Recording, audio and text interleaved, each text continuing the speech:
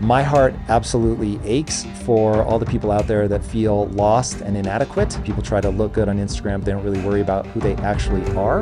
I want to compare and contrast two people. Okay.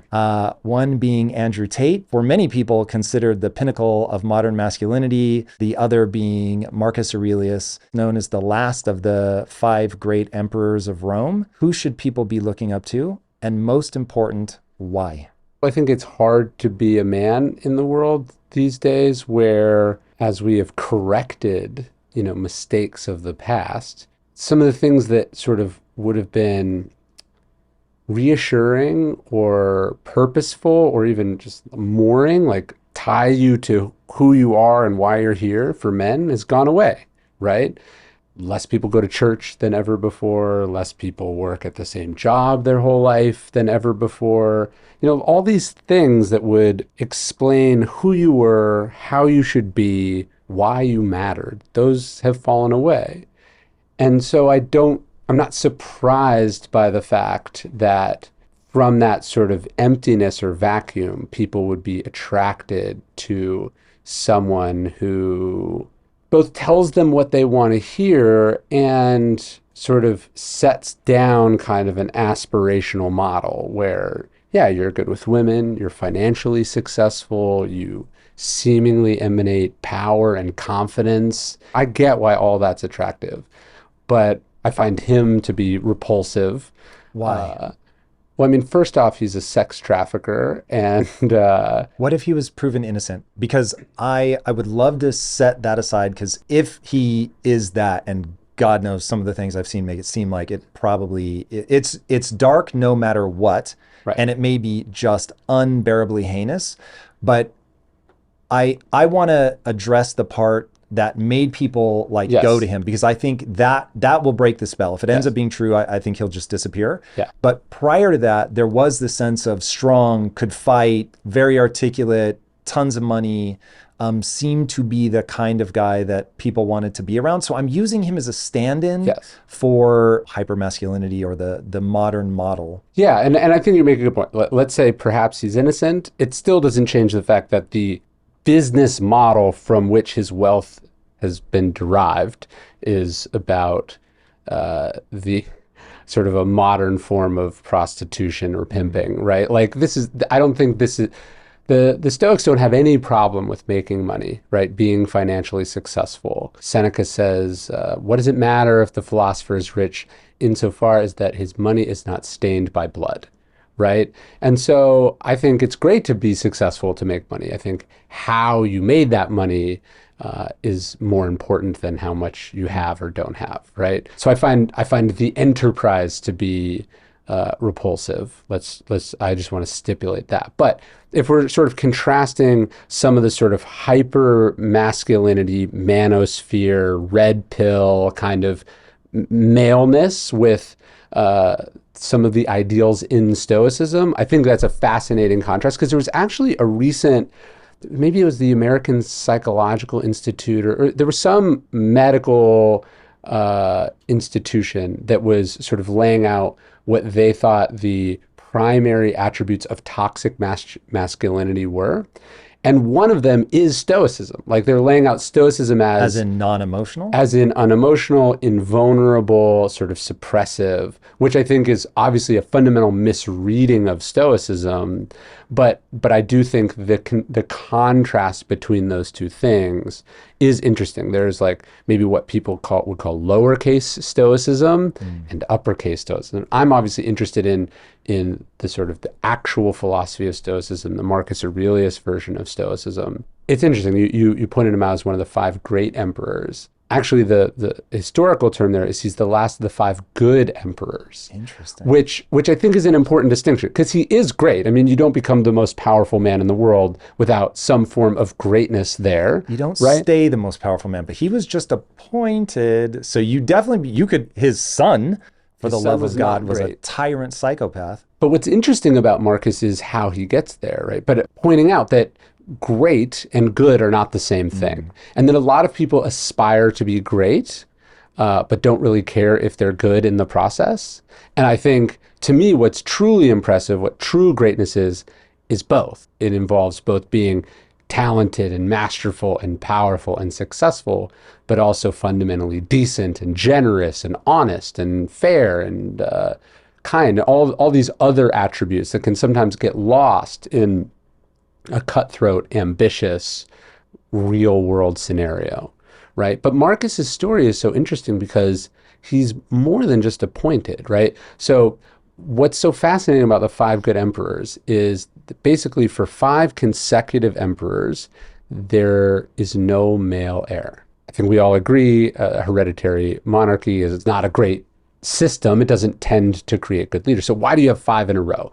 It's because the emperor was not simply naming his eldest son his successor. So what happens is Hadrian, who is 2 emperors before Marcus, is without a son. He's probably gay, sort of an eccentric, interesting guy. He's a pretty good emperor. He's flawed in a lot of ways, but he's a good emperor, right? No one would say he's a good man, but he was a great emperor. And he's starting to look around, who's going to succeed me? And he looks at this boy. Marcus Aurelius is pretty young then. He doesn't come, they're not related in any way, but he is from a prestigious Roman family. And there's something about this kid that strikes Hadrian. He nicknames him Verismus, or the truthful one. So he has some fundamental honesty or decency to him that makes Hadrian think like, this kid has potential. He's smart, he's philosophically inclined quite early, doesn't want to be emperor, right? Which is, I think, also a positive sign in a leader. Like the leader that wants the power the most is the one you have to be the most worried about. Yeah. So Hadrian decides, hey, there's something in this kid. But he also knows that the worst thing you could possibly do is make a kid a king, And so he has to set in motion some training program that would make this kid a great emperor. And so he realizes he needs like a stopgap. He needs like a placeholder before Marcus is ready.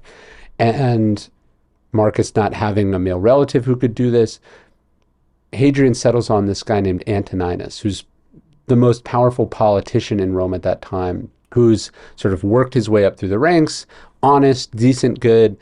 And Hadrian's considering maybe he's the successor. And the story is that he notices one day Antoninus helping his stepfather, his elderly stepfather, up a flight of stairs. No one's watching.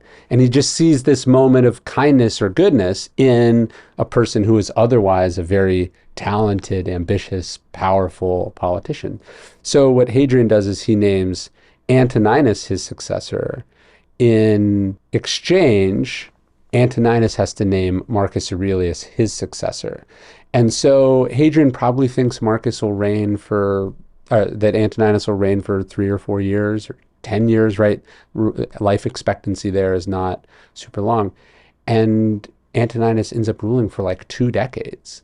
And he and Marcus have this incredible relationship where he seems to actively be interested in teaching Marcus and modeling good behavior for Marcus. And Marcus, in turn, doesn't see this adopted stepfather as a rival in any way, as an impediment in any way, but as someone to learn from, someone to model himself on. And so for 20 odd years, Antoninus leads while preparing this kid to succeed him. And that's what ultimately ends up happening. And I think a testament to Antoninus's tutoring and to Marcus's learning and inherent decency, the first thing Marcus does when he becomes emperor is he names his stepbrother co-emperor, right? So the first thing he does with absolute power is give part of it away, which is, unprecedented in the annals of history. And so all of this is to say, what makes Marcus great is not just that he's a great leader, he's a great military campaigner, that he's smart, that he's good at communicating, that he knows how to broker, compromises, but that sort of fundamentally there is a decency there, a goodness there, a sense of community mindedness in it. In Meditations, he talks about the common good 40 or 50 times, right? Like what's in Marcus that makes Marcus, I think, a worthy model for young men and for young women is that, he's not corrupted by the power that he has. He doesn't feel the need to prove anything to anyone. He has this sense, this inner code that he's trying to live by. And he wants to be great, but he doesn't necessarily want to do it through the piling up of wealth or honors or accomplishments, but by, making a positive difference in the world. All right. What I want to talk about is that inner code. Yes. So what I find interesting about this whole setup is, all right, so I don't know a lot about Andrew Tate, but it does seem like he had quite a dysfunctional relationship with his father. Yes. Fatherlessness is tied to a lot of bad outcomes. Mm-hmm. Part of the question becomes, and that's for boys and girls, part of the question becomes why? What's Yes. that dynamic? But what I find interesting in life, if it's all predetermined and you either are just born a good person and you're going to be fine, or you're born a sociopath and nothing that happens to you is going to make any difference, legitimately close my company, quit, because the Yes. whole point. What's the point? Yeah. Yeah. For me, literally, it's called impact theory because I really believe that there are a set of ideas that you can give to people. And if they deploy those ideas, it will make their life better. And so all I am trying to do is actually articulate these ideas. Now, they get extremely complicated. You and I were talking before we started rolling. For me, this has really gone in 3 phases. And this is kind of how I want to walk through this today. So phase number 1 for me was the inner code. So I needed to build a belief system. And that was the beginning of my show, was just that. I was just trying to help people cobble together what I called mindset. If you get the right mindset, which I now probably refer to as frame of reference. Mm-hmm. So you build a frame of reference intentionally. Most people do it completely on accident. Yeah. But I would want them to take control of that process. So you're building a frame of reference from beliefs and values. What do I choose to believe is, and then what ought to be. Yeah. Then once you have that, you go into phase 2, which is deploying it in your immediate life. So I'm going to deploy it in my relationships, in my career, in my personal finances. I'm sure a lot of the things, because honestly, I came to Stoicism not by reading Stoicism, but by going, what works? Yeah, sure. And so you end up, and then you hear it for the first time, you're like, whoa, Yeah. like this is exactly the kind of thing that I've been steering myself towards. And then phase 3 becomes what I'll shorthand to the reality distortion field portion of your life. You get to the point where, okay, I've built the right lens through which to view the world and myself. I've deployed it in my immediate region, and now I want to see how much I can really push this out into the world. Now, originally I would have thought of it as creating the world that you want, but as the modern world ratchets up and throws more temptations, more ease at people, I find that a lot of what I think about is knowing what to resist, what not to do, what to turn away from. So walk me through what is that inner code that somebody who's aiming at the I'm going to call the ease of Tate, right? Yeah. Get rich quick, Sure. fast and flashy, not necessarily about long-term relationships, and then comparing to somebody like Marcus Aurelius, that's really about self-denial, anchoring, not giving into power. I remember I understand that position very well because it wasn't that long ago that I was there. I remember I was 19 years old. Someone had recommended that I read Marcus Aurelius' Meditations. I was sitting in my college apartment. It arrived in the mail. I went and I got it and I sat down and I read it. And here you have the thoughts of the most powerful man in the world sort of explaining like his code, how a person should be, what a person should do, what greatness was, what goodness was, what virtue was. And I remember being struck so much by this sense that like no one had ever talked to me this way before. My dad hadn't talked to me about this way. I hadn't really heard that in church or in school or on TV. You know, there is this sense, I think, that like kids will just figure it out. People will just figure it out. Or that, you know, it's obvious. And it's not obvious. People need guidance. They need structure. They need advice. Like, it's absurd that you would just expect them to figure this stuff out by trial and error, because you can end up going down these blind alleys. It could take you years to find out that, hey, this trait you picked up, this way of living, isn't actually the right one or isn't working for you. It's not as meaningful as you think it was. So what so struck me about the Stoics was that it answered this same question that I think people are feeling like the Andrew Tates or random YouTubers or TikTokers are answering, which is like, how should I be? Like, what is the good life? Right? What do I need to do in the world to get ahead? Or how do I prevent myself from being taken advantage of, or being weak, or failing? Right? Like, how do I deal with this hole that I have inside me? And I think it's a shame that we don't think of philosophy as a way to address those existential questions, because that's fundamentally what philosophy was from the very beginning. Today, we think of philosophers as like somebody who works in the philosophy department at Harvard, or we think of some unpronounceable German name. But, Socrates is walking around trying to answer the questions about knowledge and wisdom and insight and goodness. Diogenes, famously walks around with his lantern, and he says, "Show me a good man." He's looking for that kind of person. The founding of Stoicism, Zeno is this successful young merchant. He inherits the family business, suffers a shipwreck. He washes up on shore in Athens, having lost everything.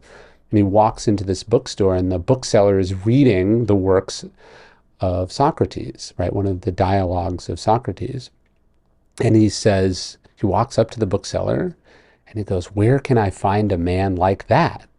And the bookseller points to this Cynic philosopher named Crates, and that sets Zeno on this mission, right? He's lost everything. He doesn't know where to go. He doesn't know what to do. And philosophy is that light. It is that North Star.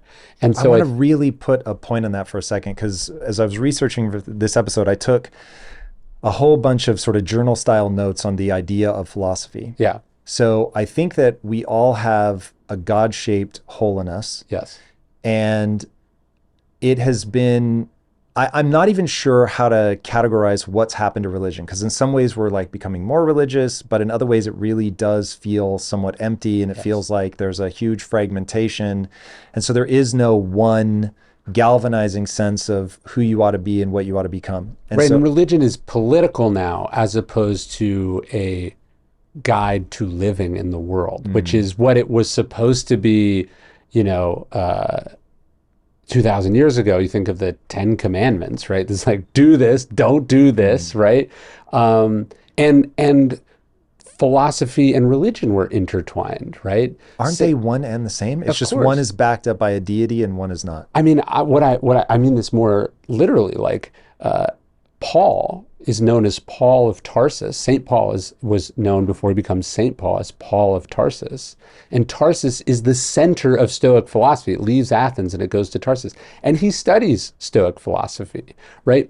And Christianity absorbs a bunch of the ideas from Stoic philosophy, which I think, because I lost the thread a little bit, but like you said, what is the code, right? What is the code for living that philosophy teaches us? Well, so we're back with Zeno. He's been on the shipwreck. The reason that I wanted to really drill that point home is, so I started this by saying, my heart bleeds for the people that feel lost and inadequate. Yeah. And why does my heart bleed for them? Because I've been there. I know intimately what that's like.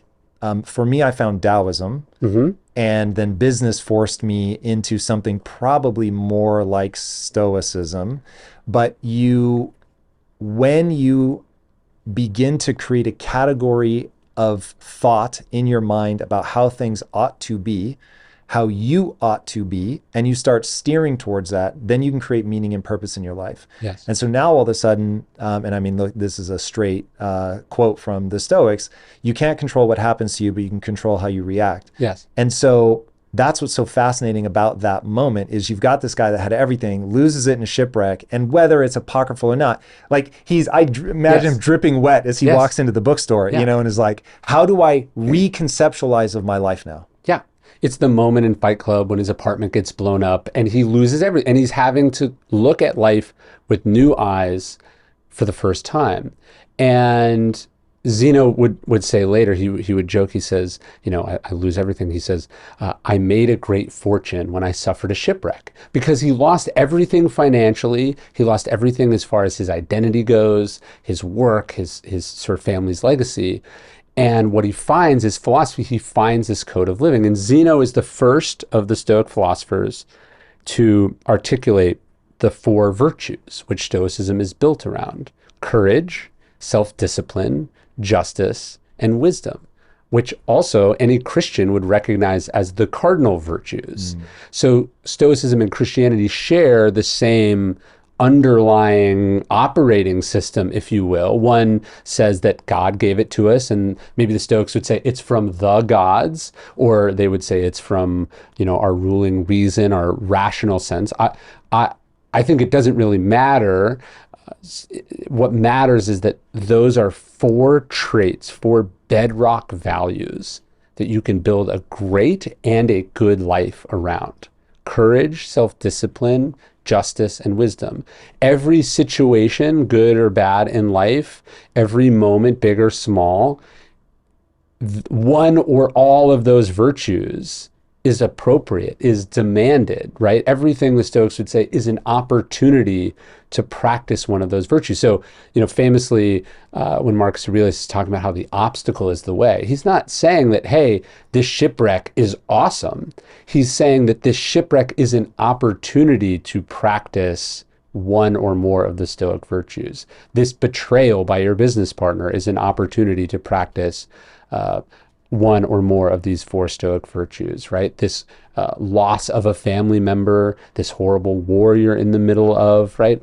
Also, this incredible success. You've just become the emperor of Rome. Courage, self-discipline, justice, wisdom, all of that and more is demanded of you. And so, the Stoicism isn't a list of commandments, do this, don't do that, but it is these sort of four bedrock values which you're supposed to build your life and your decisions and your individual actions around and towards.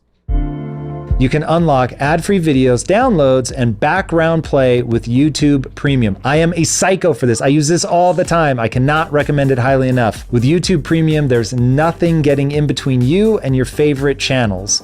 You won't have to wait for ads. You can keep your videos going in the background and download them to watch anytime, anywhere. Plus, you also get premium access to the YouTube Music app, where you can play all the music you want ad-free offline and in the background. Get everything you love about YouTube with background play, downloads, and no ads.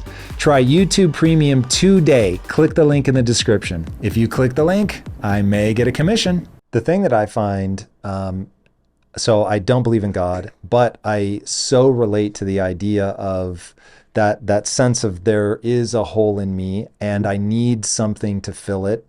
And for me, I think all of this, whether it's religion, whether it's philosophy, what it's trying to get at is evolution has planted these drivers, algorithms in your mind, Sure. and there's just no escaping them. Yeah. And the reason there's no escaping them is they are the things that you have to do in order to survive long enough to have kids that have kids. Yeah. And so the epitaph on my tombstone ought to read, "You're having a biological experience."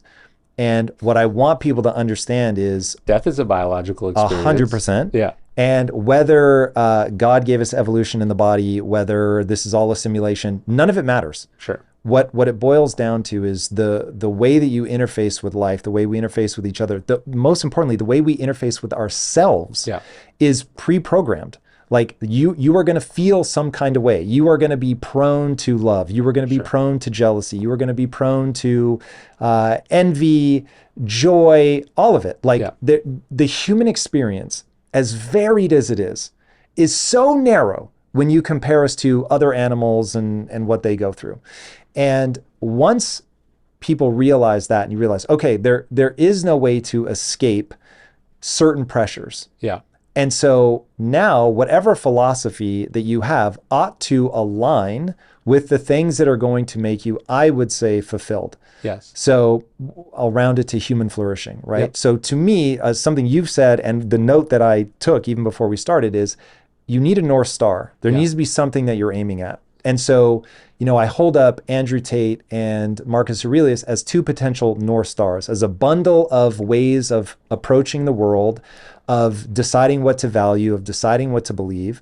But which one of those you choose, one is going to be more aligned with the algorithms that you already have running in your mind, and thusly are going to lead you to a life of more fulfillment. It's probably worth me defining what I mean by fulfillment. So to me, fulfillment is the only neurochemical state that is pleasant and can survive something like grief. Because joy or happiness does not survive grief. You cannot be joyful and grieving at the same time. But I think, curious to see if you agree with that. Yeah. I think that you can be fulfilled and grieving at the same time. So I think fulfillment has a recipe. And that recipe is you must work really hard. Like that nature is going to ensure that you work really hard and that is pleasurable and that you have a sense of dis-ease if you don't, because otherwise you're going to die in an evolutionary context. So you must work really hard to gain a set of skills that you enjoy for whatever reason that allow you to serve not only yourself, but the group. Yeah. And so that recipe to me is everything, whether it's Stoic, whether it's Taoism, whether it's Christianity, Islam, whatever, it's the one that's going to win is going to be the one that most aligns you with the things that make you feel grounded, like you have meaning and purpose, you feel secure and worthwhile, all the things that I lament for people that feel lost and inadequate. Well, it's interesting how timeless this discussion we're having is. I mean, Marcus would have recognized it himself, right? In Meditations, Marcus Aurelius talks quite a bit about the other emperors who come before him, right? This is an elite club he's in. Some are more famous than others. But, he talks a lot about Alexander the Great, right? Who was sort of the historical model for manliness and greatness and success and ambition. He's the greatest conqueror that ever lived, one of the great military minds. How far before Aurelius was he? Alexander the Great dies not long before Zeno makes his way to Athens. So it's a long time, and we're talking 500 years or Whoa. so. It's interesting how we tend to think like the ancient world is so compressed. Marcus Aurelius quotes poets in Meditations that were further away from his time than Shakespeare is from ours. Whoa. So this goes back. This is a long tradition. And the debates about greatness and ambition and power, it's there. The Xerxes, the Persian king who wanted to conquer the world, Alexander the Great who does conquer the world. Alexander the Great, he is this great, brilliant conqueror. And, he makes it to the end of the earth and his men finally rebel. And they go, we want to go home. We've been doing this for, 20 years. And he says, what are you going to, he's like, are you going to go home and let it be said that you left Alexander the Great alone to finish conquering? And they were like, yeah. And there's some argument that his men killed him. But Marcus Aurelius tries to talk to himself in meditation. He goes, you can't compare yourself against this guy. He's like, it's important that you remember that Alexander the Great and his mule driver both died, and they were both buried in the same earth, right? That death is this great equalizer, that you don't get to take these accomplishments with you. And so to be insatiable in life is really a kind of an emptiness, kind of a torture that doesn't pay off the way that you think it does, right? And so in the ancient world, they were constantly looking at these figures. And there's this famous exchange. I mentioned Diogenes earlier. Diogenes is this great philosopher, sort of a predecessor of the Stoics. And he meets Alexander the Great. Now, Alexander the Great's a big fan. He's a student of philosophy himself. And, he comes across Alexander comes across Diogenes, who's, like laying by the side of the road, just sunning himself. And Alexander the Great sort of walks over him and he says, hi, I am Alexander the Great. What can I do for you? Thinking that, he can bestow favors on this man and impress him. And Diogenes looks at him and he says, you can stop blocking my sun. And the idea, the contrast, the reason the ancients would tell this story was to say that actually Diogenes is greater than Alexander the Great, because Diogenes is self-sufficient. Diogenes has reduced his needs to zero. Diogenes doesn't need to prove anything to anyone. And he had sort of taken a different path in life. And I think there's probably a middle ground between these two that we want to embody. But Stephen Pressfield, right? Yeah. Stephen Pressfield writes a great novel about Alexander the Great called The Virtues of War, I think. And there's a fictional scene between Alexander and Diogenes, and he sort of renders another one of their meetings. And I think it illustrates this tension. Alexander the Great goes to Diogenes and says, I have conquered the world. What have you ever done? And Diogenes says, I have conquered the need to conquer the world. Right. And so I think it's great to be driven to try to do things. But the Stoics would say, are those things driving you, or are you driving them? Right. What are you a slave to? Right. Who's actually in control of your life? And so I think oftentimes the people that we hold up as heroes or that we admire, if you actually get up close with them and you see that they're not as free as you think they are, they're not as powerful as you think they are, they're a slave to something or someone, even if it's just like their overscheduled calendar. And so, what's beautiful about meditations is you have this immensely powerful man trying to get to the root of what it actually means to be powerful. And I think he settles on the idea of being in command of yourself is actually a rarer thing than being in command of an army or an empire or a great legacy or whatever one is after in life. Okay, so this idea of being a slave to the things that you're into, that's one of the things that I worry about a lot with the modern world. So you have porn beginning to skew people, the idea that you could see more attractive naked women in a single session than most men would have seen in their entire lives is pretty crazy. OnlyFans, which is a whole thing, I don't even know how to conceptualize that. That's when I had my head down and I was just working for 2 decades. I look up and OnlyFans is the thing that I haven't fully grappled with what that means. Drugs, just food. Like there are so many things. I mean, you can get on a plane for $200 and travel basically anywhere you want, right? At any time. Like it's wonderful how accessible and real like technology and capitalism has made things, but it also makes it hard to be self-contained, to be self-sufficient, to be in control of your life and not controlled by the endless urges and temptations and distractions and pleasures that are out there. Are the pleasures bad? Well, the Stoics would say that pleasure isn't bad per se, but they would ask, how do you feel the morning after, right? They would ask, what regrets come from it, right? What negative consequences come from it. Musonius Rufus is one of the great Stoics. He's the teacher of Epictetus. He says, when you work hard on something, it's painful, but the pain passes quickly and the virtue or the accomplishment remains.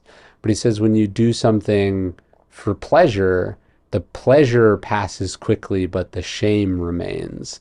And so when I think about the things that people do, whether it's drugs or drinking or sexual stuff or just any of the pleasures that we chase, it's fun in the moment, it's rewarding in the moment, but the costs come later, and you can't separate those costs. You can't go, I had an awesome time drinking last night, without integrating the morning hangover into that cost benefit analysis. But that's kind of the problem that we do, right? It's like you're eating whatever you want, you're not exercising because it's hard.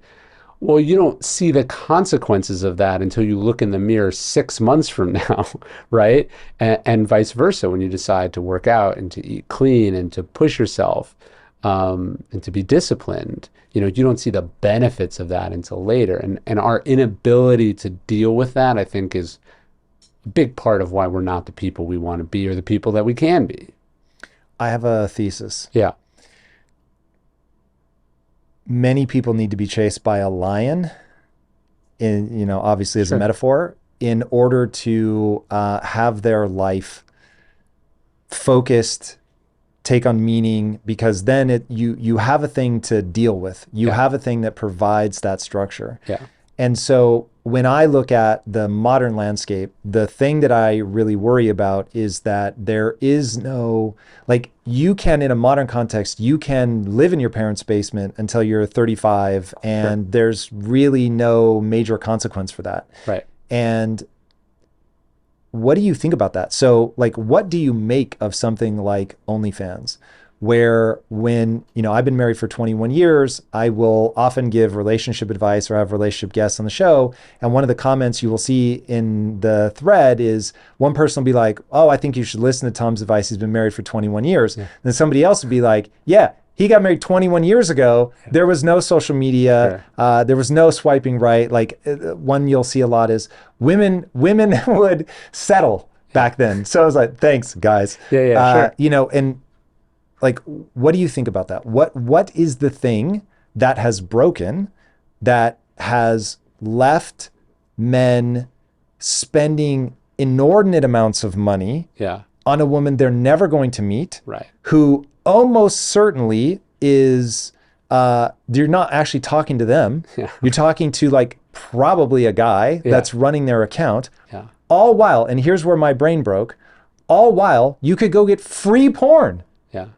So this isn't just about masturbating. Like there's free stuff that you could do you don't have to pay for. What the fuck? Like what's happening? Yeah, I mean, I don't think one thing broke. I think a lot of things broke, right? And so, what are those things? Well, I mean, first off, the an unlimited amount of high definition pornography is an incredible temptation to any lonely person, right? I get porn far more than I get OnlyFans. I mean, at a certain point, watching pornography is lonely and unrewarding because human beings desire and need connection and relationships. But if you have been left behind, like we talk about people who've been left behind like workers, right? You're a factory worker and now that job can be done cheaper in China or it requires way more education than you have, you're left behind. But I think a lot of people are left behind when all of a sudden the dating market is so much more efficient, right? Where the competition is so much more severe, right? Where people don't have to settle, like you're saying, because they have access to unlimited fish in the sea.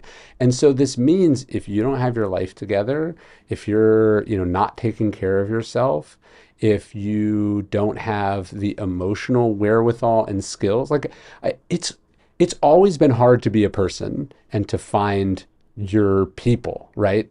By that I mean friends, and I mean potential spouse or life partner. It's always been hard. But then, what we ask of people today is so much greater. We demand emotional awareness. Like I have young kids. The emotional awareness and the load that I'm supposed to carry and the level of involvement I'm supposed to have in their lives is enormously bigger than my father had and incomprehensibly bigger 1 to 2 generations back, right? And then you think about the technological prowess that a person has to have. You think about how expensive things, like it's just hard to be a person. And so people are left behind. And so if suddenly you can fool yourself into thinking that this beautiful adult actress or sex worker is into you, that illusion is going to be more comfortable than facing the hard reality. Have you ever watched the MTV show Catfish? No. You know what catfishing is, right? I'm very familiar with the concept. It's actually a really revealing show about... Are they intentionally catfishing people? No. The show is people who think they're being catfished, and then they come and help them investigate to see whether they are or not. And I think it's actually a really revealing look into what it's like to be one of these kinds of people in the world, because... These kind of incels? What are we talking about? Incel is a strong word, but somebody who is struggling to find real people in real life, right? And invariably, the person has fallen for someone that is not just out of their league, but obviously out of their league to everyone but them, right? It's like, and so cognitive dissonance is a powerful force. And so when this male or female model randomly slides into your DMs on social media and falls for you, an unemployed person working in your parents, living in your parents' basement, and they're really successful, but they don't have a phone that works, so that's why you can't FaceTime. Like, they're not seeing what's obviously there, because to see what is there would mean despair, right? To see that they have been wasting their life, or that the world is unfair or unjust, or, much, more difficult than they would like it to be. That's a hard truth to face. And I think it's easier to turn to illusions, like falling in love with some, random person who's tricking you and ultimately going to take money from you. And a lot of what's happening on adult websites or OnlyFans is just a slightly more ruthless version of that same thing. They're creating a parasocial relationship with someone, where you feel like it's a two-way street, and it's fundamentally a one-way street, and you would rather live in those delusions than go to the gym, go back to school, go to therapy, deal with the unfair or awful hand that life dealt you. But even if it is unfair, even if it is unjust, it doesn't change the fact that that's what you were dealt. And you got to figure out what you're going to do with that. What would the Stoics say to an incel? I don't know. I mean, it's hard to think about what that is, because I think it's such a complicated, it's psychological and it's economic and it's, the sort of radicalization of the internet. But I do think the Stoics would say, like, look, all the things that you don't like about the world, all the things you don't like about yourself, being mad at other people about them, resenting them, lamenting them, it's not going to make it any better for you. And so how do you focus on what you control here, on what you can do here? And I do think, at the core of Stoicism, although it has this reputation for being sort of resigned, the core of Stoicism is this strong sense of agency, that you don't control a lot of what's happened before or in the future, but you control who you are right now, what you do in this moment. And the decision to be a responsible adult, Joan Didion famously said, the decision to take responsibility for yourself and your own life is the source from which all self-respect springs. Facts. And facts. Totally. And the decision to go, this isn't my fault, but it's my problem. This sucks, but I don't want to live a sucky, shitty life. So I'm going to do something about it. I'm not going to blame other people for the fact that I am undesired, that I am unhappy, that I am unsuccessful. I'm going to do something about that. That is the first choice. That is the number one thing that is up to you. Let's say you're Quasimodo. Yeah. I don't know the Hunchback. I actually don't know the story, so I don't know what the punchline in the movie is. But because the Black Pill community, I've not engaged with much. I know very little about it. But when I think about these things, if I'm Quasimodo and like it really is out of the cards for me, like I am broken in a way that nobody is ever going to find attractive. I feel like, look, that's really brutal. And I would never want that to be true. But at some point you either say, okay, that part of my life is dead and I'm going to have to go find something somewhere else. Or it's going to drive you mad. Like I couldn't let that become the core of my identity. There's no doubt that that would be a part of it. You can't get away from that. You don't want to pretend that it isn't what it is. But at the same time, like when I think about, again, this all comes back to frame of reference for me. What do you believe is true about the world and how ought the world be? Yeah. And I would say okay, what is in that moment? I'm not going to find a traditional relationship where physical attraction is the first thing that's going to lead me down that path. Yeah. But the world ought to be such that people fill that need for love and being loved with something, with some kind of contribution. Like you need to go do something. dude, go work at an animal shelter. It's not romance, Yeah. but it is being loved and it is companionship. Like that's where my mind goes. Like you have to find an outlet for that. Otherwise you end up in despair, man. Yeah. And when I think about people getting to the point where they believe they can never be happy again and suicide is the only option, it's like, whoa, whoa, whoa. Like I'm not here to say that there aren't major problems, but I am here to say, knowing what I know about how the mind works, you still can point your mind at something that will give you that sense of fulfillment. That recipe that I was talking about, you can get to that point, but it does require you to force that North Star upon yourself. I mean, first off, I would say you're not Quasimodo. Like you're almost certainly not, right? Like so much of what I think people are down about themselves, when you look at people who are in true despair, they've written themselves off, there's ironically a kind of ego in it, right? It's this sense like imposter syndrome, right? Imposter syndrome at the root of it is incorrect in the sense that it presumes anyone is thinking about you at all, right? Nobody is thinking about you.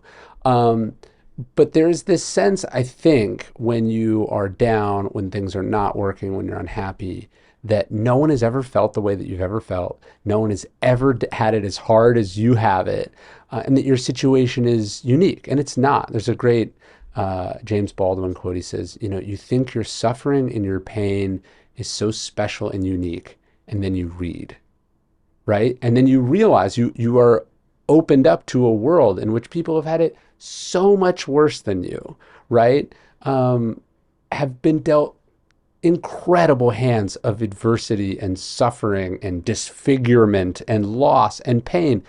And those people got out of bed every morning and tried and worked on themselves. And even the people that you are jealous of, that you think have it so good, are often dealing with secret pain and baggage and loss. And so the decision to go, hey, I'm going to stop making this so much about me.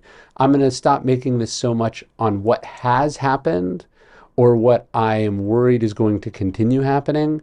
And I'm just going to focus on what I can do here. And I love your idea. You go work in an animal shelter, you get a job, you meet friends. Like you stop trying to get this one thing so bad, and you just focus on things that are much more attainable and easy. And you find in life that momentum is an incredible thing.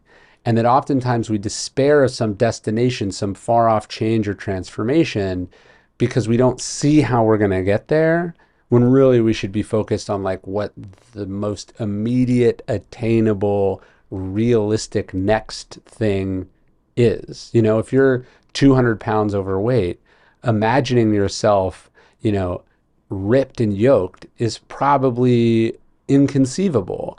But like you could lose 5 pounds, you could lose 10 pounds, or you could get up and go for a walk. You haven't been touched by a member of the opposite sex in however long.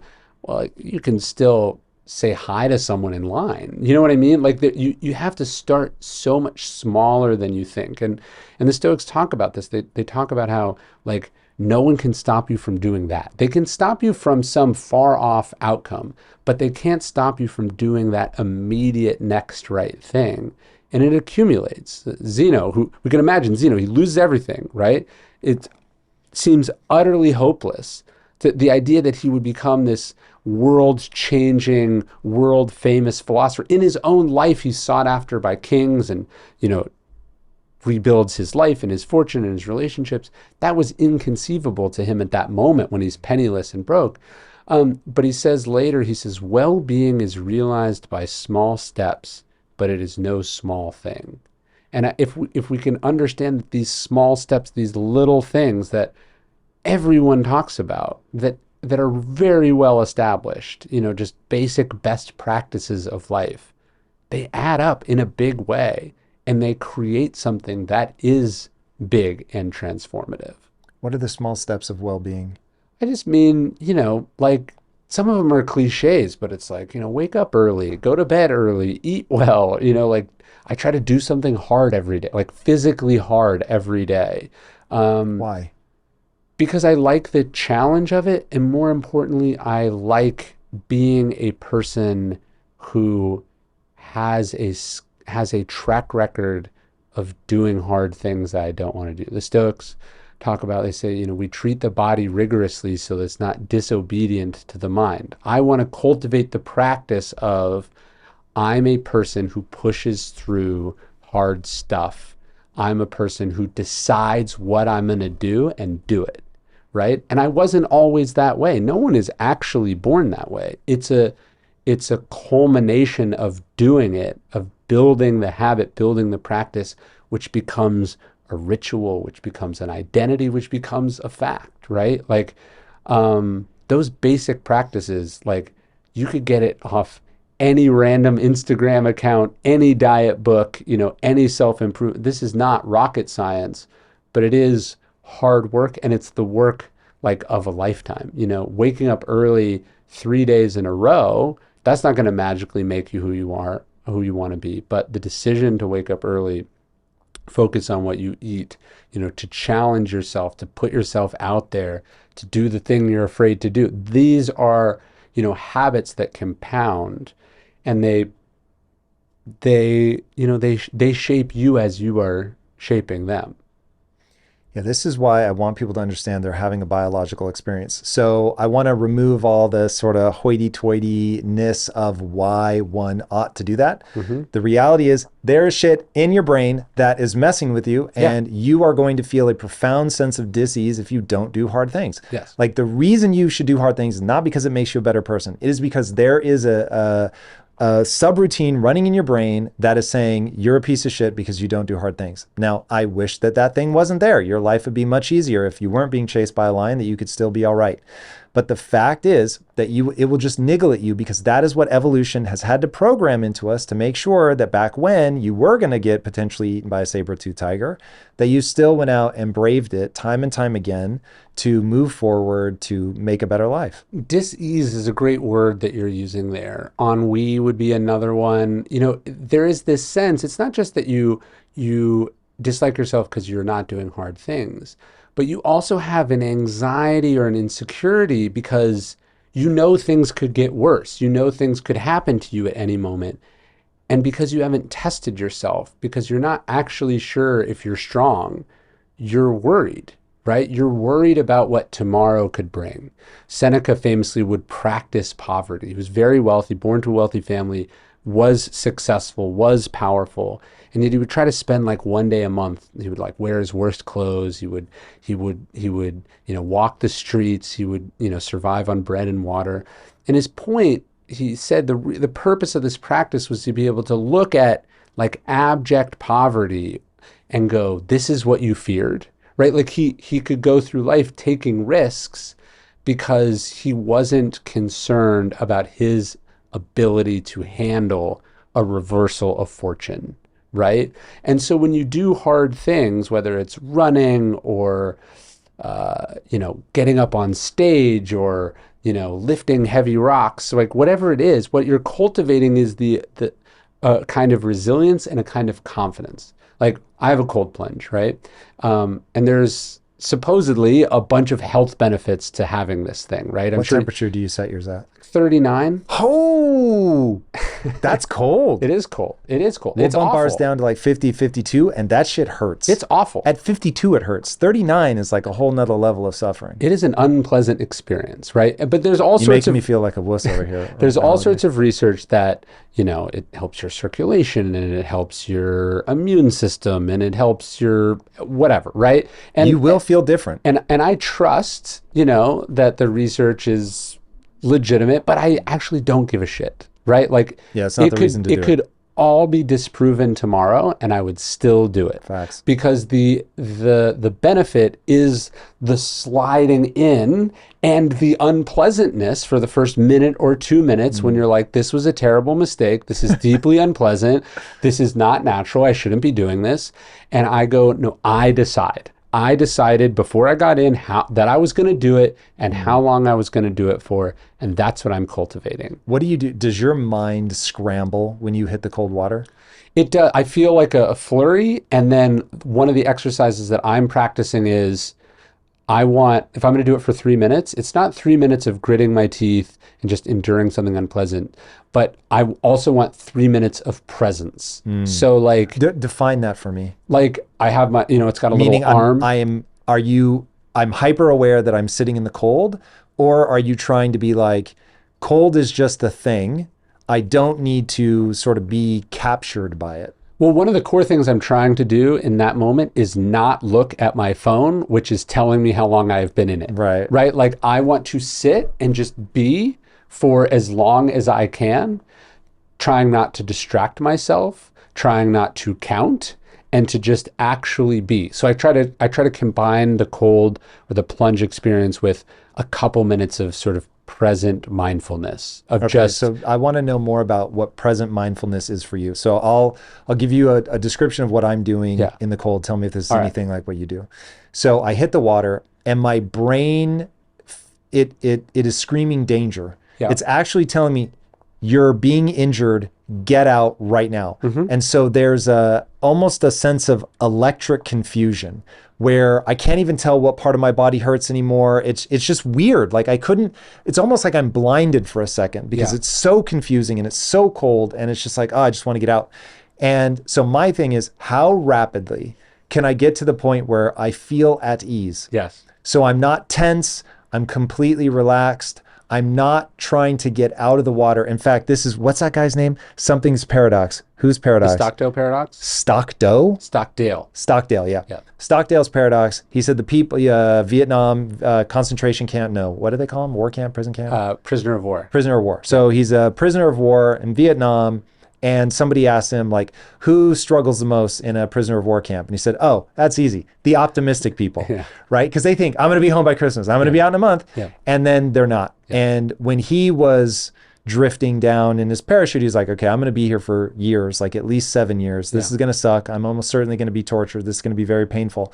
And in that, like, okay, I just completely accept what's happening. And you sort of relax into it.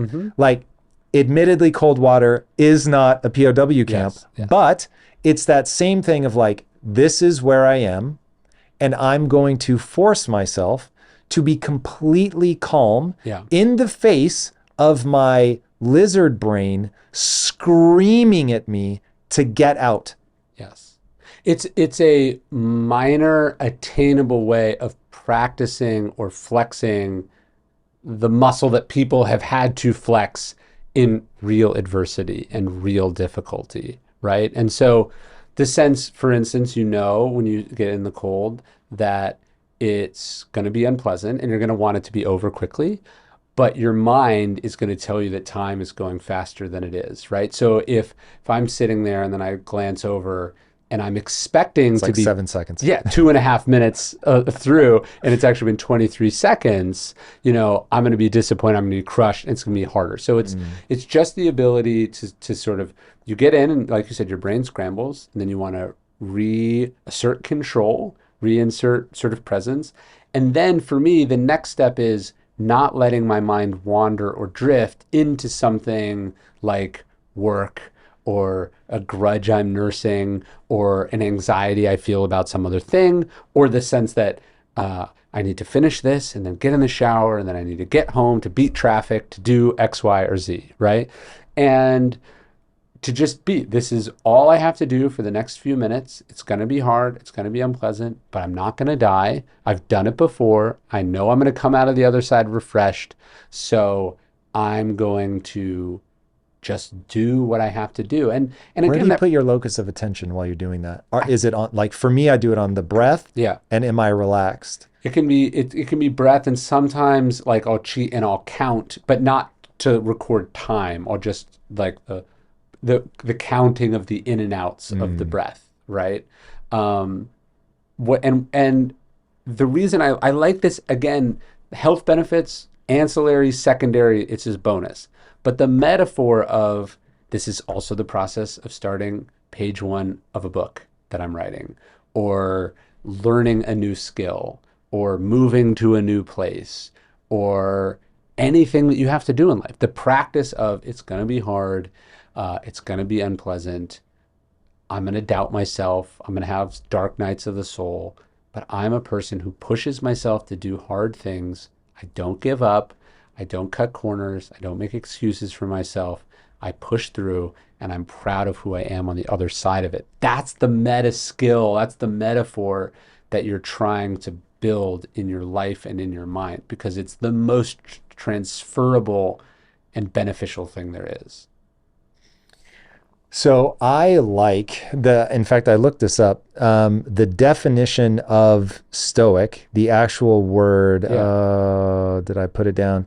It's the definition of stoic itself is the thing that you were saying earlier that people weren't going to like. I'm convinced I have it here. Pain or Did you look it up? There it is. Showing their feelings Axel. or complaining. Yeah. So sorry, read that again. A person who can endure pain or hardship without showing their feelings or complaining. Yeah. So I love that. I like the idea of being in control of my emotions. Yeah. I don't want to, and people that only know me online, they don't know whether what I'm about to say is true or not, but it is true. I don't stuff my emotions down. I process them. I think it's very important to process pain and insecurity, hurt, all of it. Grief for sure. You have to process it.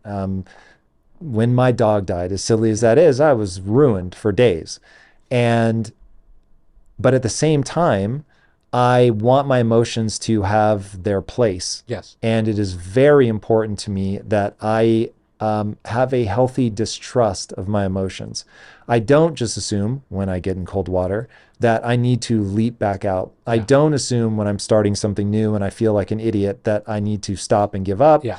I don't assume when I started this YouTube channel and we had to go around to the 7 people in the company and say, hey, could you please subscribe because we only have 4. There's 7 of us and we only have 4 subscribers. Yeah. So the awkwardness of being bad or not visibly successful at a thing is a very underrated skill. Like people want to be a famous YouTuber or be a best-selling author.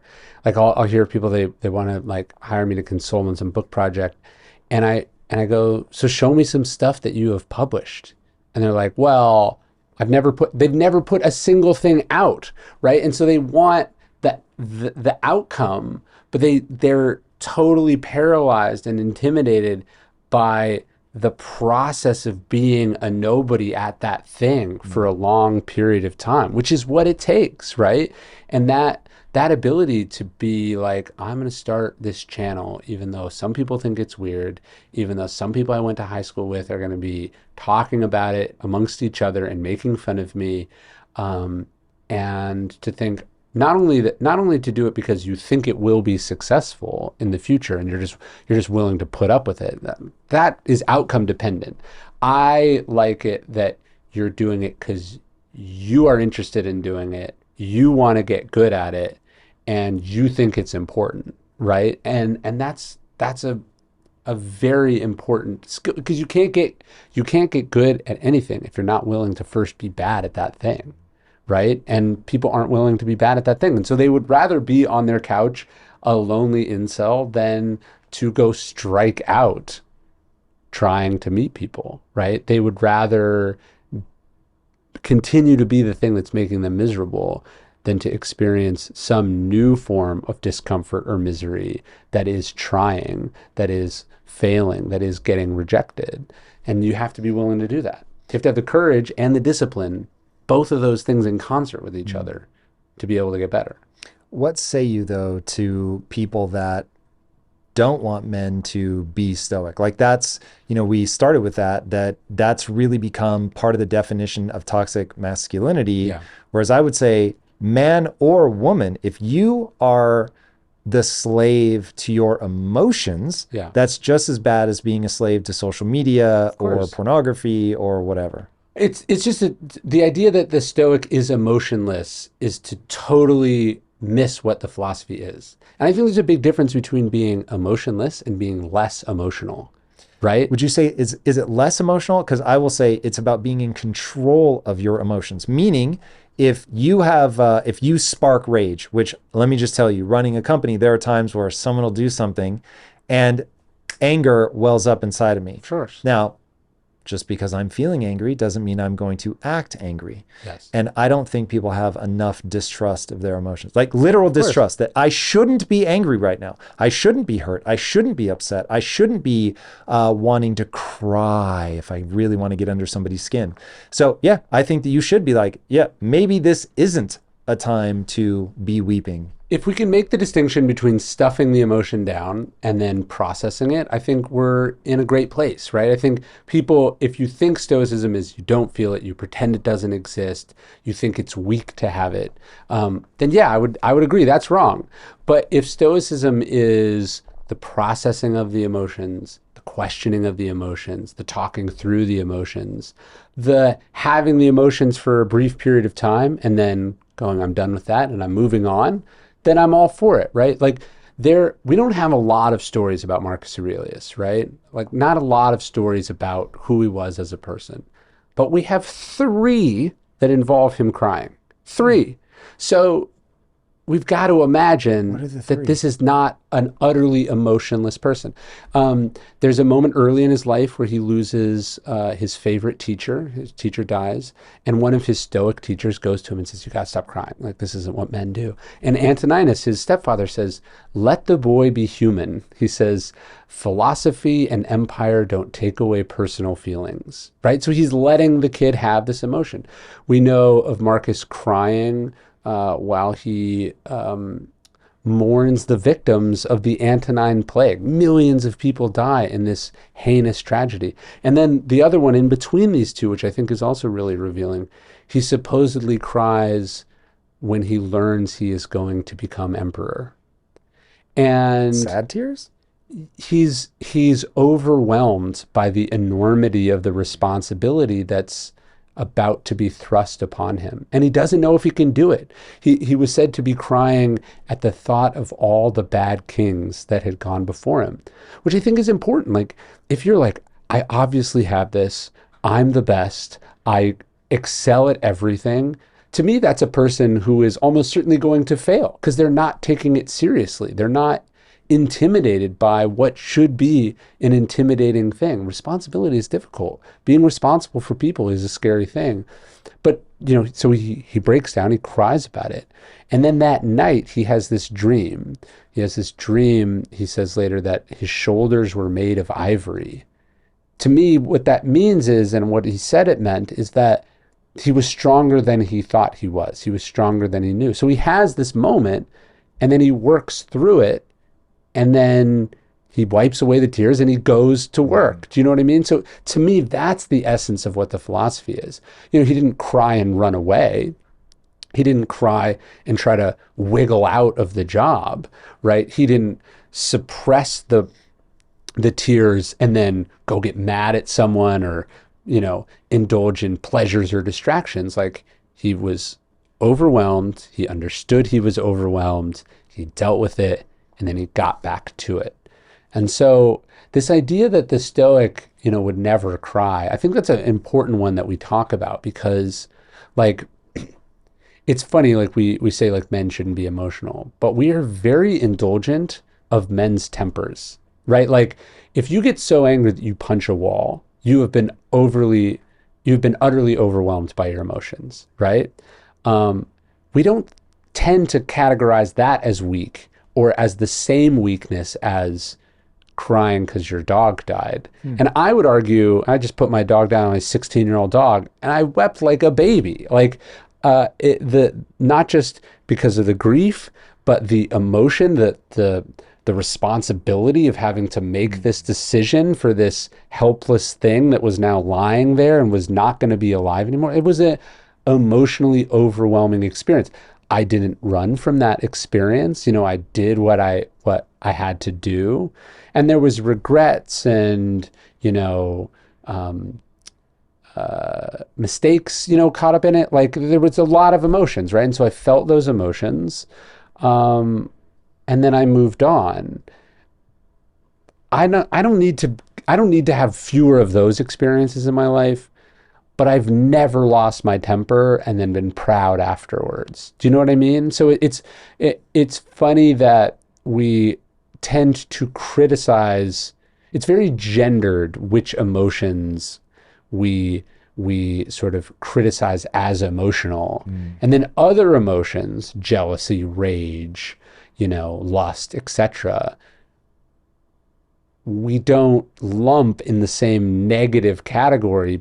But if I had to choose, I'd much rather someone, feel sad than someone be an asshole because they're not in control of their temper. This is a very complex topic. So I agree with you wholeheartedly that I am just completely unafraid to cry if that is what the moment deserves. Now, I'm not a big crier, so it's very rare, unless it's a movie. I will be honest, like movies can really get me. But it's very rare in my real life that I cry. But when something is traumatic like that, then of course. And when I say I don't even have a mild compunction about crying, like I'm not weird about that, it does not bother me in the slightest. But at the same time, I get why this has become gendered, and I don't want this to get lost. And this is where someone like Andrew Tate becomes complex. Again, I want to take him as an abstraction prior to the trafficking stuff. But when he first came on my radar, I was like, here you have a guy, 10% of what he's saying is bang on. And nobody is talking about the need to be tough, the need to strengthen yourself, to be ambitious is okay, to be aggressive is okay. And 90% of what he said, I'm like, he's just going out of his way to say it in the worst conceivable way humanly possible. And it could just be that he's dark tetrad all day and he really is just a sociopath. But even if he's not, even if he's just playing a character, it's still dumb. And I don't want people to get lost in that. But I also don't, like, I was really pushing back on what I'll call the hyper-feminization of men. And I think that that's also problematic. And so when I look at, okay, well, how did we end up here with these gendered notions? I think there's again, you're having a biological experience. Yeah. So there's an evolutionary reason why, like, I don't know if this is the same in your house, but if somebody, like the number of times that our alarm has gone off in the middle of the night, my wife has actually fallen back asleep as I'm creeping around the house to see if somebody's really broken in or if it's a false alarm. And I like lock the door behind me and I'm like, you stay in here.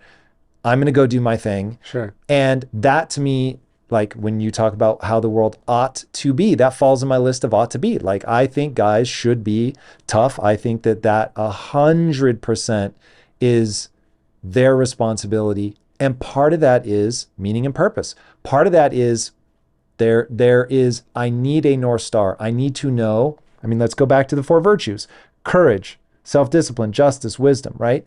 So I think regardless of sex, all 4 are bang on.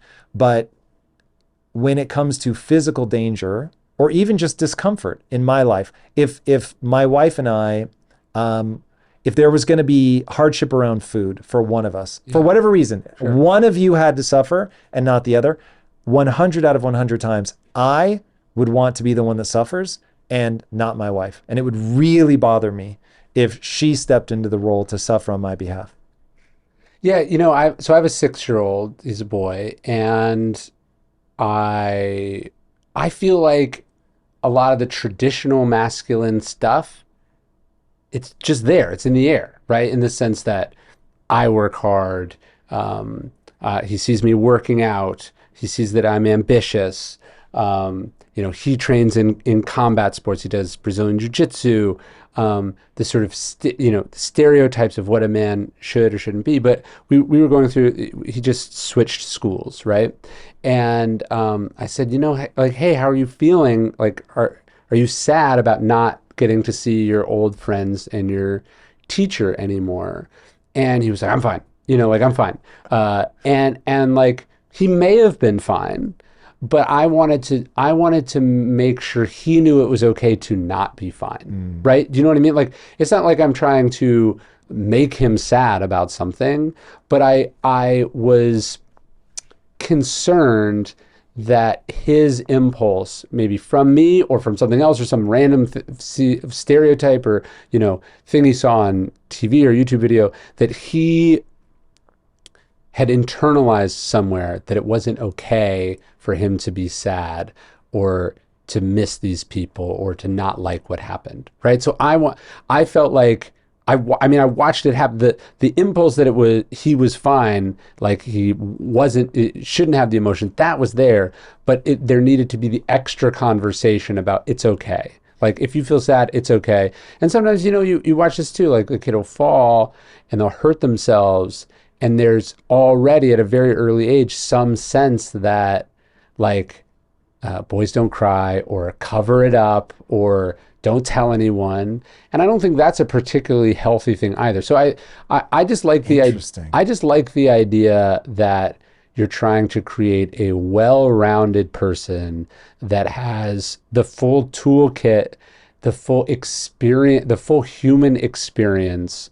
And it is funny, like one of the early Stoics talked about how, yes, of course, there's some things that men and women are different at, but he said, like, you don't care, he says, you don't care what sex your hunting dog is or the gender of your horse. You just care if it can catch the rabbit or run fast in the race. And I think overall, when I think of Stoicism as a philosophy, I do think about it as something that's not masculine or feminine, but that it's something human. And I think there are men who need the courage to be more vulnerable, right, about their emotions, right, as opposed to cultivating more martial courage on the battlefield. Maybe they already have that, and what they're struggling with is the pain they feel, or the grief they feel, or the inadequacy they feel, and they're afraid to tell someone about it. Just as conversely, there might be a woman who needs the self-discipline or the self-command to, deal with an overabundance of emotions, right? And what we're trying to get to is the sort of moderate, or the moderation, or the middle ground, the golden mean of the best of both worlds. To me, that's what Stoicism is about. Very interesting. So let me ask you, I was playing soccer one day when I was a kid, and the ball hit my thumb just right and broke it. Yeah. Cracked it right down the middle. And how should my father have responded? My dad was the coach of the team. Yeah. I'll tell you in a minute what he actually did. But what in that moment, I come crying to the sidelines. I got hit. Yeah. My thumb hurts.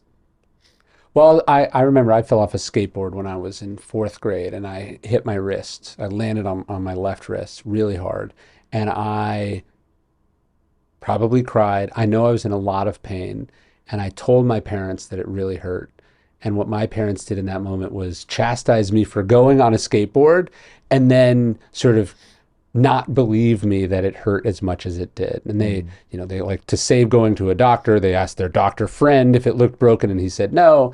And a week later, I'm like, guys, like, this really hurts. Like, I need to go. And of course, it was broken, right?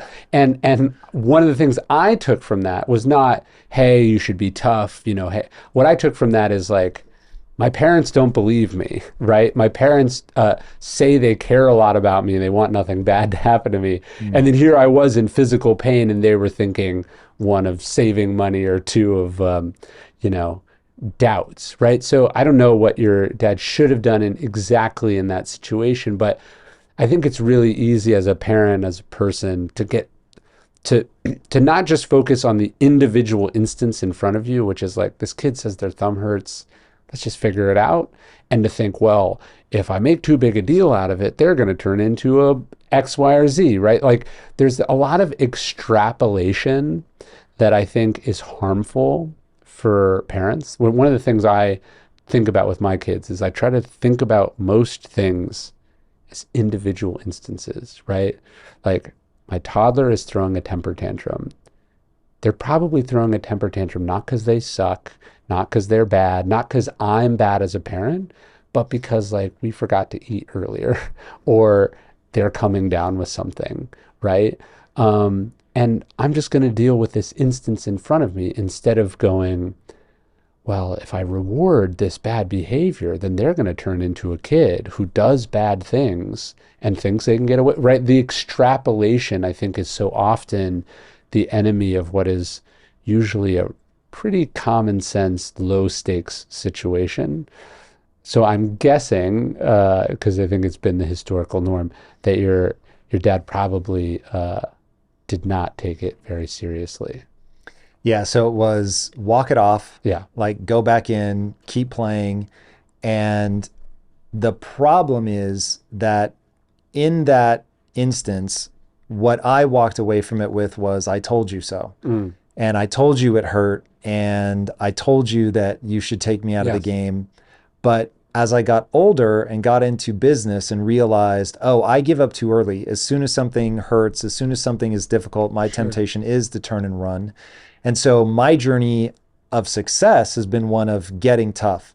And so when I look back, I wish what my dad had done was take a more holistic approach to me as a kid and help me create a frame of reference around pain and suffering so that when my thumb is broken, I know, hey, this isn't normal. Yeah. You need to take me out. But because I whined and cried about everything, they couldn't know. Like, because I used to whine and cry just the same when the ball would hit my cold leg, which I grew up in Tacoma, where it's like, in the winter, it's actually cold. And so when that ball hits your leg and it leaves the imprint of the soccer ball, like that shit really does sting, but not remove me from the game sting. And so what I didn't understand as a kid and feel like, you know, when we think about stoicism, when we think about how ought one be, what should you be aiming at? It's like, you need to understand that things are going to get hard. You are going to suffer. If you want to do something great, you're going to have to push through this. And by all means, by the way, if you don't want to, if at any time you don't want to play, don't.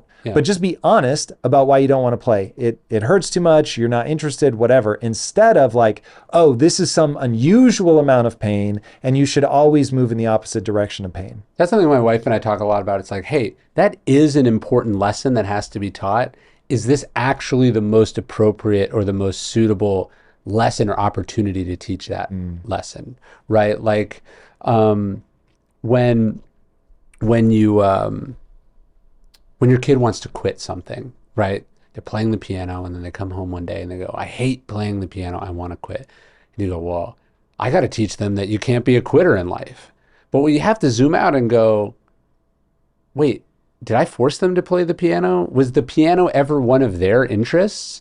Or is this something that I forced upon them and now they are asserting themselves to want to get out of something they don't want to do to put energy towards something they do want to do, right? And so, you know, is this actually an important opportunity or an appropriate setting to talk about whatever this sort of meta lesson or virtue or value that you're so concerned about? And again, I think about this with tantrums. It's like, yeah, of course, you can't just throw a fit anytime, you know, you don't like something. But is that what's actually happening here? Are they actually thinking that the world revolves around them and if they lie on the floor and scream, they'll get what they want? Or is this a 4-year-old who has been overwhelmed by hunger or sickness or some other thing that they don't understand and they can't separate because they don't know what they're feeling from like wanting this toy and the fact that their body feels like it's falling apart. Do you know what I mean? And realize what do you actually do though? I try to just deal with the individual situation at hand. In what way? Which is Do like, you let them freak out? Like, let's say you're in a restaurant and they start melting down. yeah, why do we need to be in this restaurant? Do you know what I mean? Like we don't need to be here. We don't need to do this. We can go outside, we can talk about this. And if we go outside and talk about this, you're not going to be as overwhelmed or embarrassed about what's happening. I'm not going to be feeling the pressure of, I don't want to be the kind of parent that has a kid that does this. Like, I think so often what really hurts parents is not what the kid is doing or not the reality of the situation, but their perception of how other people are thinking about them or their sense of whether they're a good parent or not. And that's totally unfair. That's all baggage that you're bringing to the situation, right? Like nobody likes to be on a flight with a crying baby, right? But one of the things you realize as a parent is like, this isn't a reflection of me. You know what I mean? This is the fact that I have a baby and the baby is crying. I'm not doing anything. It's not a credit or a discredit to me. If they're not crying because they slept the whole flight, that's not a sign that I'm a superior parent. That's just the luck of that situation, right? And so when you stop Do you caring think so much parents about have what other people think, anything to do with that? I mean, sometimes you do. I mean, you obviously chose to be on the plane or not, but like sometimes the baby's You upset, sometimes they're not. True. You yourself, though, have said a lot of people a lot of people have kids, but not a lot of people are parents. Sure. I'll tell you a story, a flight child Yeah. story. So, and this is an international flight. I am Yeesh. on my way to England. I am in coach, bro. This is not current me. This is past me. And I am going to see Lisa, Yeah. who lives in England at the time. And this little kid, I'm waiting in line to check my bags. And there's this family with this child. The kid's probably, I don't know, 4 or 5. And he's losing his mind. Yeah. Losing his mind, throwing himself on the luggage, knocking it over, shrieking, wailing. And they don't even say anything to him. And I was like, whoever has to sit next to that kid, oh my God, I feel Yeah. terrible. Okay. It's you? This, you. So get on the plane, whatever, an hour and a half later. And I'm watching them come on the plane and they're like coming toward them. I'm like, oh God, oh God, oh God. Ends up sitting next to me. Now, these motherfuckers, Ryan Holiday, it goes, these are the 4 rows, right? So it goes, dad, mom, child, me. I'm like, I'm sorry, what? Yeah. Like it should go parent, child, parent, me. Of course. But they put him next to me. Yeah. And he is losing his mind. Yeah. Like losing his mind. Like did somebody poke him with a poker, like a hot poker? Like he's just really going bananas. I just can't fathom. Yeah. And they don't say a word, not to him, not to me. And then partway through the flight, I don't know, we were probably up in the air 30 minutes with him shrieking. And I'm like at the time I would have said like my Taoist pose. I was just like, it's all good. Yeah. I'm going to be totally chill. The little kid, nothing you can do. I can't go anywhere. There's nowhere else for me to sit. And he puts his head on my lap, holds my hand and goes to sleep. Doesn't say a word. Not hi, I'm Timmy, nothing. And I'm just like, the parents don't say anything. And they let this child fall asleep on a stranger. Yeah. And in that moment, I was like, no, bro, this is partly the parents are like, the fact that they didn't put him in between them. Yeah, that's an odd choice. And that he felt comfortable with me. He leaned on me. Yeah. He didn't lean on them. And so I was like, whoa, like this kid does not feel comfortable with them for whatever reason and does with a total stranger. And then he ends up being an angel through the whole flight, man. It was surreal. Well, you realize with kids that 90% of it is hungry or tired, right? Like it's one of those two things. And so one of the things I've taken out of being a parent is just so much more empathy for other people, period, right? Like it's like, I know my kid is fundamentally decent and good. So when they're not being good, right? The expression is like, your kid's not giving you a hard time, your kid is having a hard time. That's nice. Right? But this is also true for all people in the world, right? Like, your kid is acting this way because you skipped nap or, they got woken up in the middle of the night or whatever. But maybe that's why the person in front of you in line is being rude, right? And so the practice of looking for a reason or looking for something to understand or pity even in other people is a practice I've taken out of being a parent. And it's helped me in the world, right? To just understand people are going through stuff. Kids especially are going through stuff. And then it's hard to be them. And so, yeah, to take from your story, like, man, what must it be like to be a kid who's not comfortable around their parents? That's awful. And that's not their fault. That's not something that they can do anything about. And so how can I can't change that. I have no legal recourse or it's not appropriate for me to intervene in that situation, but I can let that open me up, make me better, more understanding, more patient, more understanding of both this individual and then also all individuals. And so I think being a parent has changed me in that way. It's made me more empathetic, more patient, more understanding, more present, in the sense that I don't extrapolate everything out or go, if I just let this person cut me off in traffic, well, then am I the kind of person that just the world walks all over and does what, it's like, none of this matters. This is an individual instance, which is forgettable in the bigger picture of things. And so I'm going to treat it as such, or I'm going to go, this person is going through something. This person is struggling. This person is not winning.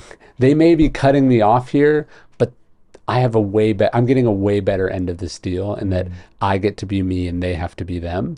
And that has helped me just as a human being in the world. Where do you draw the line though? How do you know that that isn't just cope and you're not really being a doormat? Like, do you have a line? I think that there is some line, but it's almost always never the thing that you are getting triggered by or upset by. Do you know what I mean? Like, are you ever going to meet this person again? Is anyone watching? How fragile are your values? That like letting this thing go. I don't know that people's values are fragile. I don't think they define them. I don't think people know what their values are. Like, when are you being petty, and when are you having a standard? You can reboot your life, your health, even your career, anything you want. All you need is discipline. I can teach you the tactics that I learned while growing a billion-dollar business that will allow you to see your goals through. Whether you want better health, stronger relationships, a more successful career, any of that is possible with the mindset and business programs in Impact Theory University. Join the thousands of students who have already accomplished amazing things. Tap now for a free trial and get started today. Yeah, look, I think about this as a writer, right? Like, you get your notes back. And my first reaction is always like, who the fuck are you? Or how dare you, because like, I'm good at what I do. I've slaved over this, and you're going to return it to me like covered in red ink. And then, I sit with it and I think about it, and with time, I come to accept that actually the vast majority of the notes have merit. Some of them are incorrect in substance, but they're in the ballpark of something being wrong. And I'll take the fact that this was flagged, and I'll come up with my own solution to it. And then there's the other percentage of those notes, which I have to have the confidence and the sense of self, or the sense of what I'm trying to accomplish, to go, you think I should cut this chapter, but actually this is the most important chapter of the book. And without it, none of this other stuff works. Or without it, it doesn't mean to me what I want the project to mean. And so I'm going to be comfortable just reject, so you accept some of the things and you reject other things, and knowing what's important and what isn't. I mean, that's the hardest thing to do in life. Being the person who is principled and strict about what matters and what's right and wrong is important, but also so is compromise and collaboration, right? And I think most successful, talented people probably are already over-indexed for control and like wanting things to be a certain way and having a strong opinion about that. You're almost always needing to correct in the other direction. Yeah, this is where a lot of this stuff gets really complicated, and I think people struggle is they don't take the time to even mark out what their value system is. Yeah. When you don't have a target, you're going to miss it every time. And so this is why phase one of mindset, trying to make your life better, is always going to be defining that stuff, like actually writing down what are your beliefs, what are your values, so that you have something to aim at. Yeah. And, when I think about where we started this conversation and where I want all of this to go, there is a milieu that people are in now in the modern world where we don't really know what to aim at. things get very distorted on social media. The way that information, in fact, here's a concept I'm trying to get my head around. Maybe you can help me. There's something about the rapidity with which ideas transmit now that I think has a deranging effect, where something will start as a good idea and it rapidly becomes like a cliche, and then it becomes like a postmodern, oh God, what do they call it? Deconstruction, of all of it. And so then like everything becomes cringe, and you know what I mean? Like there suddenly isn't a sincerity to wanting to be better or be good. Or there's some term of value like, or of worth, like gaslighting. And now everything is gaslighting, right? It gets used and repeated, and its meaning stretches, its definition stretches to the point where it has no definition. It has no meaning. And so, yeah, I agree. It's difficult. Everything has a label. Everything has a term. Everything actually means this, or then someone saying it means the opposite of this. And it's very difficult to get and keep your bearings. And so when I was trying to be empathetic to like what it's like to be a young man today, that's one of the things. I go like, it's disorienting. It's confusing. And one of Seneca's great lines is, if you don't know what port you are sailing towards, no wind is favorable. And I think his other line is, he says, you're on this path, and he says, tranquility and peace and greatness is the sense of that path. And he says, not being distracted by the paths that crisscross yours. He says, even from people who are hopelessly lost. So if you don't know what your values are, if you don't know what you stand for, if you don't know what you're trying to get, and then you're just scrolling on your phone and the algorithm is just serving you up what's most engaging, what's most provocative, what other people are looking at, it's really easy to go down rabbit holes, to get red pilled or whatever that is. And you don't want that to happen. It's disorienting. It can take you very far afield from where you want to get. Or I think another great example is like, if you don't know what you're working towards and why you're doing it, like you don't know where you're trying to end up as a human being, you just default towards what makes the most money, what other people respect the most, what everyone else is doing, what's popular right now. And that's probably not a good long-term prescription for either success or happiness. Like, why not? Well, first off, if everyone's doing it, the chances of there being long-term viability in it is probably low, right? And most of the things that you do in life solely optimizing for the financial return, are probably not the right things, and it's probably not actually sufficient motivation or purpose, I talk to people and they're like, I want to write a book. I go, oh, that's awesome. Well, why? Well, it'll be good for my speaking business. Or, like I want to be famous. Or, people actually say that. Yeah. They don't say it. It's when you ask, when you start to look at what they're evaluating that success as. It's not, I wrote something that matters. I did my best. I made something that had real impact. They're just thinking, how many copies did it sell? How big was my advance? Was my advance bigger than some other person that I heard got an advance? And those are not great North Stars, right? A great North Star is, this is what I was put here to do as a human being. No one has done this thing before. This needs to exist. This will help people, right? And if all you're doing, what you're doing for is money, the chances of you ever getting enough are very low. And the chances of you meeting someone who makes you feel very small for what you have is very high. You could work your whole life, be incredibly successful at what you do, and meet someone who made in one day what you have made in your entire life. You could meet someone who inherited more money than you will ever have. And then are you going to let it, if the money was why you did it and what constitutes success, then all of that was just taken from you. Yeah. Yeah, it's crazy, man. So I live in a ridiculous house Yeah. that I earned, and I can still fuck myself up with a single YouTube search of like the coolest houses in America. And you're Yeah. like, oh, those houses are cool, man. Mine's like whatever. It is so ridiculous. It is so self-evident to me that it's ridiculous.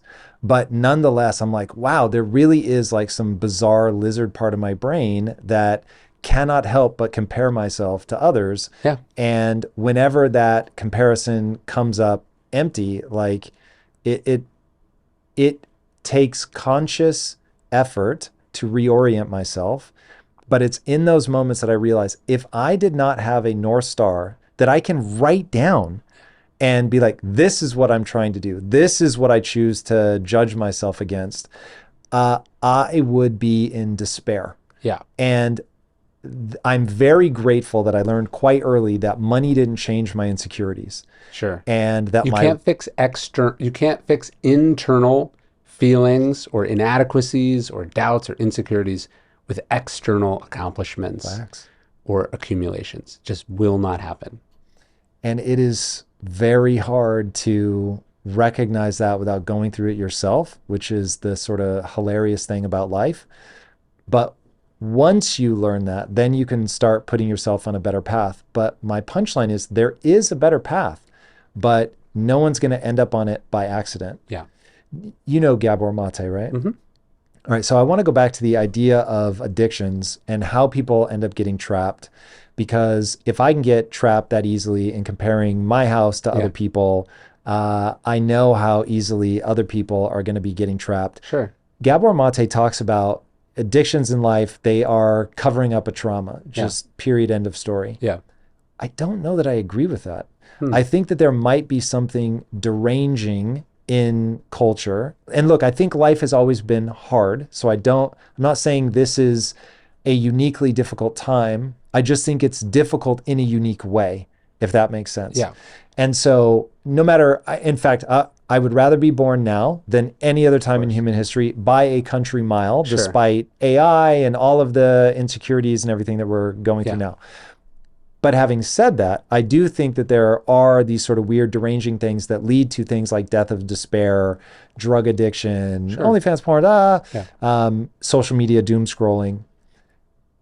My question is, what is that thing? Like, do you subscribe to Gabor Mate, this is trauma, and you're just trying to mask it? Or is there something else going? And to really complicate this question, do you know about ibogaine? No. Okay, so we'll get to that in a minute. But so what do you think leads people to these modern addictions? Both explanations are probably simultaneously true, which is that everyone has some kind of hole or trauma that they're trying to address and fill. And then we also have biological urges, an evolutionary desire to accumulate, to experience, to do, that it makes sense that evolution would turn on, and evolution never really had to worry about how and why to turn them off, right? Like evolution would create in an Alexander the Great a desire to conquer, right? Because this would have all sorts of benefits to one's evolutionary success. But would it have a reason to ever make him feel enough, right? To go, this is sufficient. I have gone far enough. No, not really, because for probably most of evolutionary history, you died before you ever got to that point. Also, that guy that has that push, like, you're just going to keep going. Not a conqueror, obviously, but in business, I have that same sense of it's just, and I don't think this is bad, but it's never enough. And I've heard you quote, I forget what language it is. I think it might be Haitian, where it's like, beyond the mountain is only more mountains. Yeah. Well, I think that's true in life, in not just about like opportunities. It's also just there's always difficulties, right? I think to me that's what that proverb means. But I think even with an Alexander the Great, there's hey, this is why one is compelled to become a conqueror. But then also he's got daddy and mommy issues. His dad is king. His mom is ambitious. His dad neglects him. His mom smothers him with affection. It creates a potent cocktail that creates an extraordinary person but also probably a person that you would not actually want to trade places with. And so the work of my life has been, look, I have this set of skills, I have these interests, I have these ambitions. At the same time, how can I try to be as good as I am capable of being without being a slave to those things? How can I be a normal person inside of those things? And by normal, I mean sort of what we were talking about earlier. Can you be good and great at the same time, right? Have you heard the term an art monster? Yeah, from you, but right. yes. It's easy to be an art monster in the sense that you turn off all the other things and you only leave the drive, the ambition, the talent on. And I think that's not just an unbalanced way to be. I don't think when you look at the lives of those people, you're like, it's fun to be them. There's a Roman general named Marius who was like the conqueror of conquerors. He was Rome's leading politician. And Seneca says about him, he says, Marius commanded armies, but ambition commanded Marius. And his point was that at the end of the day, this guy's not actually in charge. Like the demon is in charge, or the drive is in charge. And I think self-sufficiency, be operating under your own power, that's a better place to come from. I think it actually creates better work. I think it creates less harmful consequences to the outside world, right? Alexander the Great, Napoleon, like Europe is littered with the bones of the victims of those men, right? Like their inability to just deal with the fact that dad was never proud of them sacrifices hundreds of thousands of people in these pointless wars, right? It's not a consequenceless decision to be insatiable as much as you think it is. It hurts other people. What's the barometer? So if we're trying to craft a North Star, if I'm a young guy and I'm listening to this debate, I've got Andrew Tate on one shoulder, I've got Marcus Aurelius on the other shoulder. What's the barometer? Like Andrew Tate has Bugattis and women and is having sex with whoever he wants, theoretically has multiple kids all over the place, and women that are willing to stay with him even though he's unfaithful, and he's a high value guy and makes tons of money, and at one point the most searched person on planet Earth. But you know why he's the most searched person on planet Earth? You know why his stuff blew up online, right? It's not because it's good. His stuff blew up because he started a pyramid scheme that incentivized young kids, mostly like young boys, to upload hundreds of his clips to the internet. So he makes viral content that is provocative and challenging and, sometimes speaks to hard truths that people do need to hear. A lot of it also confirms biases and prejudices and sort of plays to our lowest common denominator, And wicked narcissism. Yeah, which is attractive and do you think narcissism is attractive or just reads as confidence, and that's intoxicating? I think it reads as confidence, but it's also we like bad boys, we like people who say effed up things that we wouldn't say.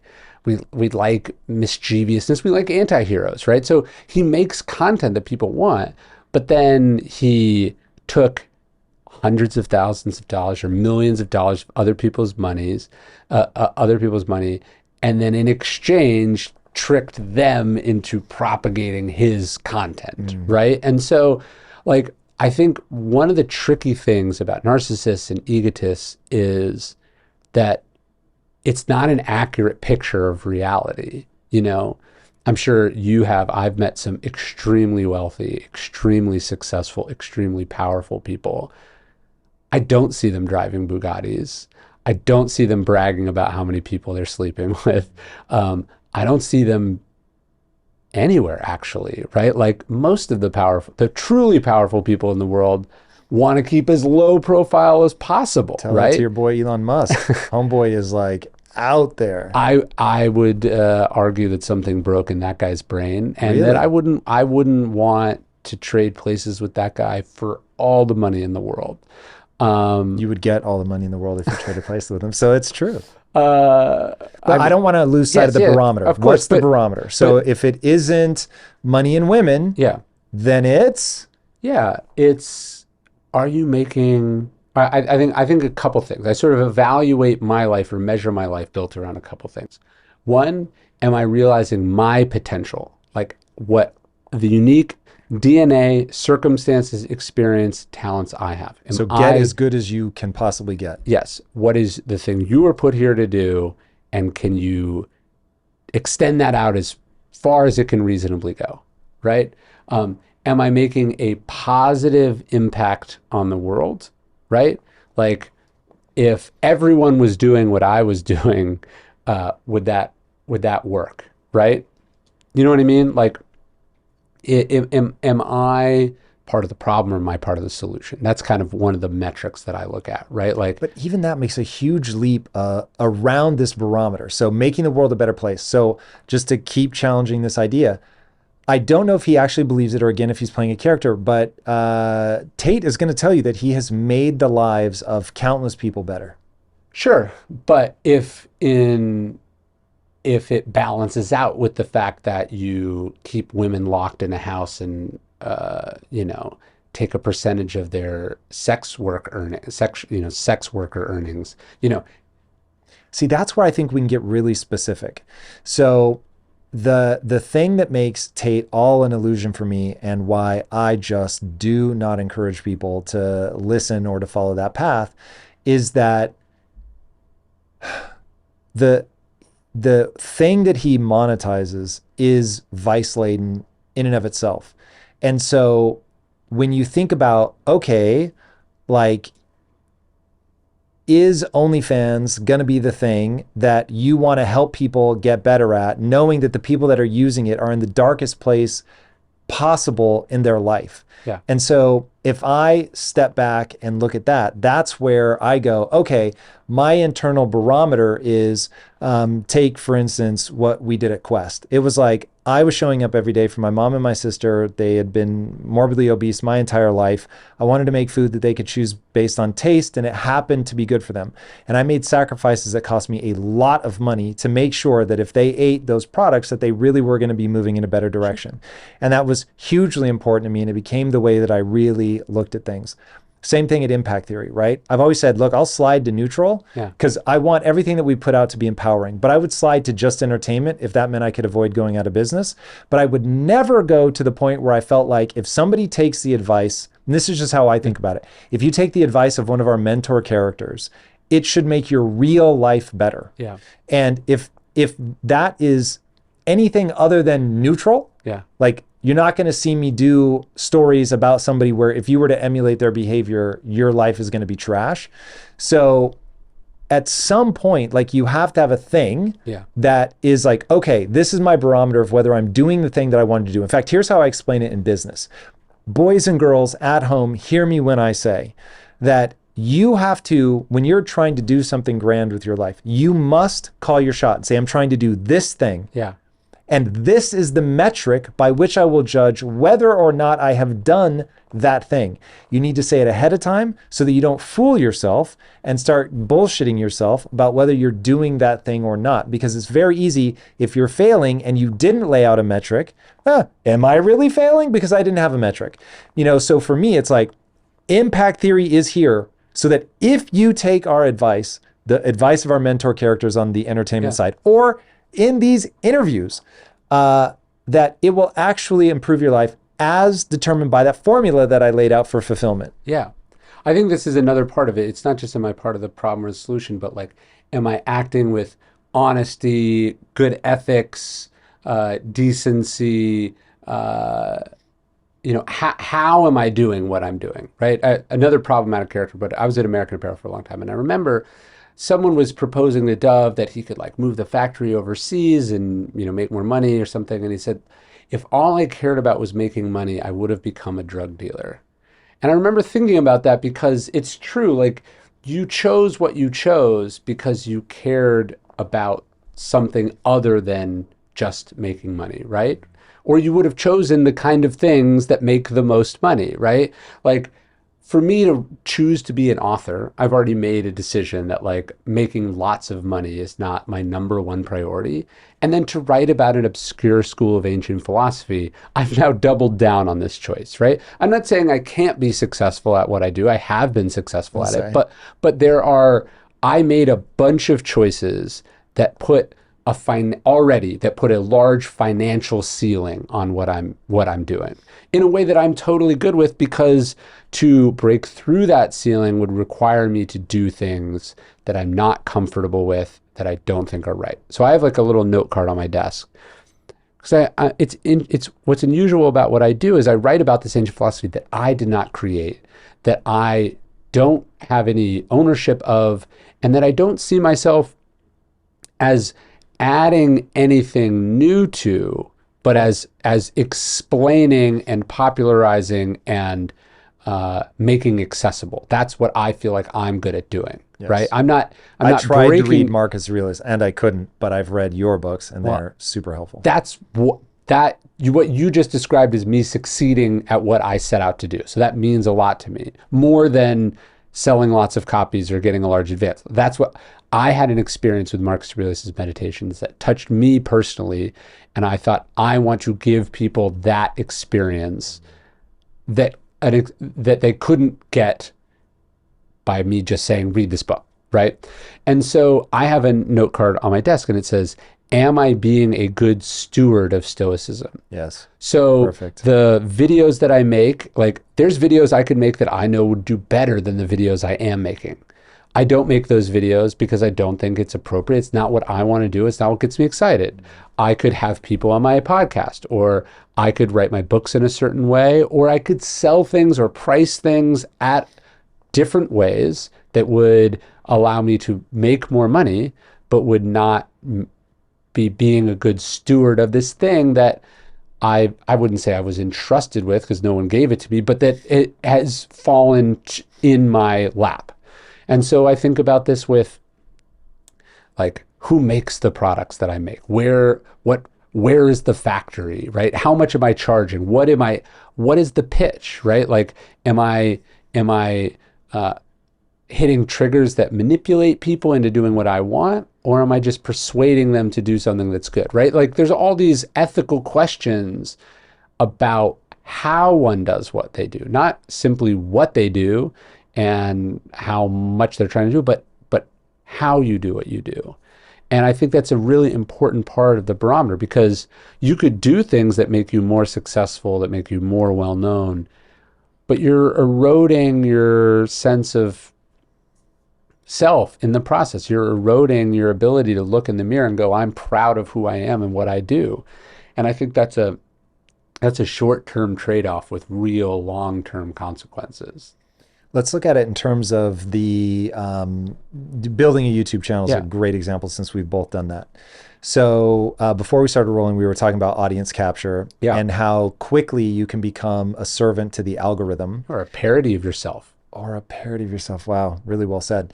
I have frustrated my team 3 times now as I've moved from phase 1 of mindset to phase 2 and now into phase 3, because it really does, like, the algorithm gets confused. Who are you making content for? Yeah. And in any one time, the headline and thumbnail that we might have created, especially as we moved into phase 3, it became very easy as I became truly obsessed. Like, I'm not faking in any way, shape, or form. I think we are going through the most disruptive time since World War II. And I think most people are going to get caught off guard, and they are going to get left behind. And there is going to be a tremendous wealth transfer as the new world order takes place. And whether that's a rising China, whether that's a move to Bitcoin, whether it's AI taking over, whatever, all of these things together, I see myself in the following way. I cobbled together a bunch of ideas that ended up being Taoism meets Stoicism, basically. Mm-hmm. And through business was like, oh, this is how you take control of your life. And in doing that, I realized, oh, So I taught a business course for a while in Impact Theory University called Business Decision Making. The reason that I taught that course, even though it's the worst title of all time, is because what people think they need is the $100 million copywriting course. But the reality is, if you want to be an entrepreneur, you have to be able to solve novel problems. Yeah. That's it. Yeah. Like that's life, man. Yeah. So what is Impact Theory, the show? What is Impact Theory, the video game that we're working on, all of it? It is trying to teach people the set of ideas that will allow them to solve novel problems, not just problems that they've never encountered before, problems no one has encountered before, Sure. like AI. Yeah. So anyway, in building up my YouTube channel and moving into phase 3, we were like, every title was negative and they were crushing. Yeah. And in any one, I was like, yeah, that actually is my feeling on that. I'm worried about this, that, or the other. And then as I stepped back and looked at my channel, I was like, it's like really making me uncomfortable that it's just getting so negative. Yeah. And so you get into the if it bleeds, it leads thing. So how does one avoid falling prey to that? How do you not become a parody? How do you not become audience captured? How do you not become a servant to the algorithm? Yeah, every once in a while I'll write something, I'll send it to the email list, and someone will be like, why did you say this? You must have known this was going to piss people off, or why did you have to get political, or why did you have to touch this, third rail or whatever? And sometimes I reply, if I'm feeling cheeky about it, I go, I didn't build this audience to not say what I think. I built the audience by saying what I think needs to be said. And that's what I have to keep doing. Otherwise, I don't have the audience. The audience has me, right? Like, do I make YouTube videos or does YouTube make me make videos? Like, I make what I'm interested in, what lights me up, what excites me. Obviously, I then think about what is the way to have that reach the most people. What is the way that will not be forgotten or missed. Like, you do have to understand marketing and promotion and public relations and just presentation. Like, an author that goes, don't judge a book by its cover, that's an author who doesn't sell very many books, because like the cover is there to be judged, right? That's what its job is. And the thumbnail and the title and the description, these are rules of a medium or of a platform. You don't have to be a slave to them, but you do have to understand them. And so I try to start with what lights me up, with what's exciting to me, what I think needs to be said, and then I try to translate it in the medium that it is. I do, sometimes I'll find myself, I was being emotional. I was reacting to something in the news. I was being petulant or judgmental about something. And when I go back and do the edits or read it for the podcast, I go, this is probably more incendiary than it needs to be, right? And so I can adjust that so I'm not needlessly alienating people that I want to reach. But then once I have confidently done that, I also have a wall around me that makes it so I am insulated to a degree from the feedback. I'm not reading the comments. The emails are not going to my inbox. I'm not constantly refreshing to see how many retweets or likes or comments something got, because that's going to mess with my barometer, with my compass. Like, those people don't know what I'm trying to do. Those people aren't consuming the whole of my work. They're just getting this one snapshot of a thing. And what ultimately matters is my sense, the path that I'm on, not all these people crisscrossing me, or not what other people are doing. That's the other mistake. It's not even a feedback that you've gotten. It's you're doing this, and then you look over here and you see someone else is doing it differently. And then you go, should I not be doing this? Should I be doing that? And one of the things, I'm a big heavy metal fan, a quote that I heard very early in my career that's sort of formative for me, the lead singer of Iron Maiden, which is this unique band that makes kind of weird music that's never been super popular, never been sort of the moment, but somehow they've sold 100 million records. They tour all over the world. They're almost 50 years into this as a band, totally sort of independent, own their shit. He said, we have our field. And he said, you can only plow one field at a time, so it doesn't matter what the neighboring farmer is doing on theirs, right? And so if you go, yeah, it doesn't matter that other people are doing it this way or these people are doing it this way. How do I think it should be done? What's working for me? What are best practices? And then I leave everyone else to what they're doing. Like I can't look at what some other author, even if they're a friend of mine, even if I really respect their work, I can't go, but Mark Manson sold this many copies the first week. I mean, we write totally different things in a totally different style. We put out things at different times, right? The idea that I would judge myself against him is not fair to me or to him. And so you got to be able to go, this is what I was trying to do. This is the long-term race that I'm running, and I tune out everything else. How do you frame that? And I'll give you some context of what I'm trying to get to. I want to be the greatest that ever lived at whatever I approach. And I have the receipts to back up that I'm very, very, very good at what I do. Yeah. But I'm not the best at anything. And so before me is the temptation to think less of myself because I'm not Elon Musk or because I'm not Joe Rogan. There's always somebody who isn't a little ahead of me. They're way ahead of me. And so I realize that I'm, in the grand scheme of things, so far, my career, while impressive from somebody that hasn't achieved what I've achieved, it's going to be forgotten. And so that requires me to do framing of my pursuits. So now I think I have the bulletproof way around it, but I'm very curious to know what you do. I mean, first off, it's all going to be forgotten. Everyone is going to be forgotten. And if you aren't, it doesn't do you any good, right? Marcus Aurelius in Meditations, he goes, remember, you won't be around to enjoy your posthumous fame. And he says, it's also worth pointing out that people in the future will be the same idiots that are alive now, right? Like different idiots, but the same, right? And so the idea that you have to create this monument of greatness to impress people in the future, to last the longest, to have the most, is a false race. So what I think about is, I don't go, hey, does Elon Musk have more money than me? Has insert author sold more books than me? Is so-and-so married to a more beautiful person than me? Does so-and-so have a nicer house than me? I think I was dealt a hand. I was born to certain parents at a certain moment in time with certain, unique DNA, with unique interests. I've had unique experiences. I was drawn to a unique lane.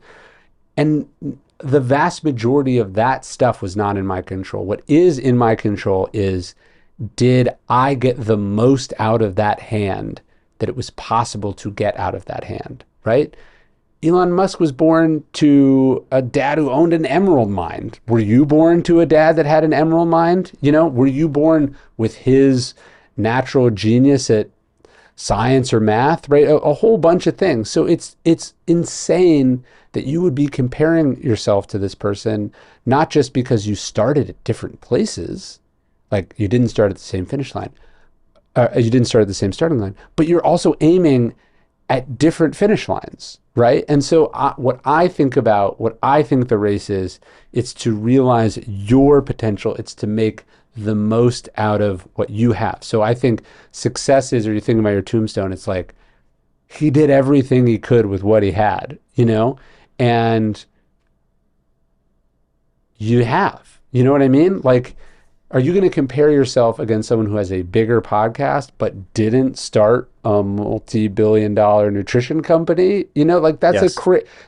but that's insane. That's the truth. That's insane, right? You're comparing all of what you're comparing part of what you've done to someone who's only done X, right? And that's not what you were optimizing for. That's not the race you were running. It's interesting. I don't get, my wife reminds me of that all the time. And I don't get any alleviation of my drive from that. So here's how I look at it. Okay, so I make a moral judgment that if you're going to do something, you ought to strive to be the you have to strive to be the greatest of all time, knowing that you almost certainly are incapable of becoming that. Yeah. So to avoid that from being a torture chamber, you have to separate out the willingness to play at that level from the outcome. Yeah. So one, even if you become the greatest of all time, it will be a miserable experience. Case in point, look at Michael Jordan, who I don't know him. I cannot say for sure, but I'm pretty sure he's an alcoholic. Like just looking at the jaundice of his eyes and stuff like that, like something. Even if, I don't know about that, but I think he would stipulate that he got a great gift and a great burden in that greatness. It's been hard to be him. It's not all been sunshine and roses and victory parades. He has a thing that makes him great that he also cannot turn off. Yes. And what I think happens to people like that is they let their ability to love themselves, to like themselves, be tied up in the outcome. Yes. And so the one thing that I told myself, I learned very early on, the success can't be guaranteed, but the struggle can. Yeah. And so if I reward myself for playing all out, leaving it all out on the field, trying to make the most of my hand, playing this as well as humanly possible, 100xing my talents, knowing that I have different limitations, that I think of it from a biological standpoint. So I look at Elon Musk, the Emerald Mind, whatever, like he's just brilliant at understanding first principles thinking, engineering, et cetera, et cetera. I don't like to put limits on myself, but I have never found that engineering comes easily to me. Mathematics is very much like a black box that I don't understand. So what I judge myself by is, did I show up and sincerely pursue the thing? Not did I get the outcome that I wanted? Not did I become the greatest of all time? And this is part of why I don't let myself think about legacy. People ask me, what legacy do you want to leave? I'm like, I don't think about legacy. I think about living right now. I think about optimizing for fulfillment right now. I think about doing something that positively impacts the lives of other people, partly because of how that makes me feel. Right. And just, it feels awesome. I think about my marriage right now. I don't think about and this is part of why I don't have heartburn over not having kids. I don't think about what that will be like beyond me. I don't need my DNA to go into the future. I won't lie that I don't think most people should follow me in that path. I think it is a way higher risk path to walk. Sure. I think having kids is better for a whole host of reasons. But because I don't think about legacy, because it's not part of how I value myself, it hasn't been the troubling decision that I think it would be for especially people that can't have kids. Yeah, I think that's right. I mean, did you leave anything? Did you hold yourself back in some way? Did you not do something that you could have done because you were afraid, because you didn't think you were adequate, because you didn't want to learn something? To me, those are things that are in your control, right? Whether you were born in the right moment, whether it was appreciated, when you did it, those are all things that are not in your control. And so what are you going to focus on? I think that's the ultimate question. And I try to focus it on that. I think what's interesting is it's inherently subjective who is greatest of all time anyway. Like Michael Jordan doesn't have the most rings. He doesn't have the most wins. He has some records, but he doesn't have all the records. He doesn't have the most points, right? There's a whole bunch of facts. So you're already saying it's some intangible, ineffable, subjective thing. So the idea that you would compare yourself against other people, or that it's somehow a ranking, it's a dead end. It's just a dead end. I mean, again, we're talking about money. If you go by whether you have the most money in the world, well, that's not a known fact, right? This is what are you relying on? You're relying on the Forbes list or something, which other people are lobbying. This is the anecdotes about rich people upset that they're at 7 instead of 5, or the financial shenanigans that they show Forbes to try to get higher on the list. This is a very well-known thing. Just like my version of that is the bestseller list is not at all representative or a remotely accurate depiction of who is selling the best. Basically the Bible and Harry Potter. Yeah, and it's not even a reflection of who is selling the best over a long period of time. It's who's a reflection right now, which is irrelevant the second it happens. And so, deciding what metrics you use to measure whether you're succeeding at what you do is a really critical decision. And then the ability to, once you have made that decision, to tune out the things that are not part of that decision, to be kind to yourself in that regard, to not go, well, I know I said this is important, but I'm insecure because so-and-so has more. That's a recipe for misery. Why'd you have kids? If the point isn't to be remembered, if you know you can't enjoy your posthumous fame or the posthumous love of your children, why make such a sacrifice? I don't necessarily see it as a sacrifice. What? In the sense that, like, what it's cost me isn't that meaningful to me. Like, I still get to do all the things that I like to do. And I also get this wonderful experience that's opened me up in so many ways, that's challenged me to get better in so many ways, that's forced me to be responsible both to and for something. I just haven't experienced any part of it. And this could change. I mean, my kids are young, but I haven't experienced any part of it that hasn't been a net positive. And the things that I lost were things that were not actually that important, or I wasn't really doing anyway. So to me, the meaningful thing about having kids is the opportunity it presents for you to give what you didn't get, to be better than the people or the generation that came before you, to try to make someone a good, decent, contributing member of society is a profoundly meaningful and difficult and heart-wrenching thing. But it's just been incredibly rewarding and beneficial in all these ways.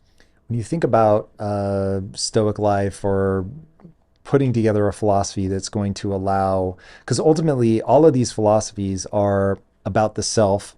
Society becomes downstream of the self, which I think is really important, is a big thing I want to get across to people. Where does kids fall in that? Is that an intentional thing that you think most or everybody should do? Like, how do you craft that well-made life? There was this Stoic named Hierocles who said, every person is born self-interested, born selfish. You care about yourself, you care about surviving, you care about advancing.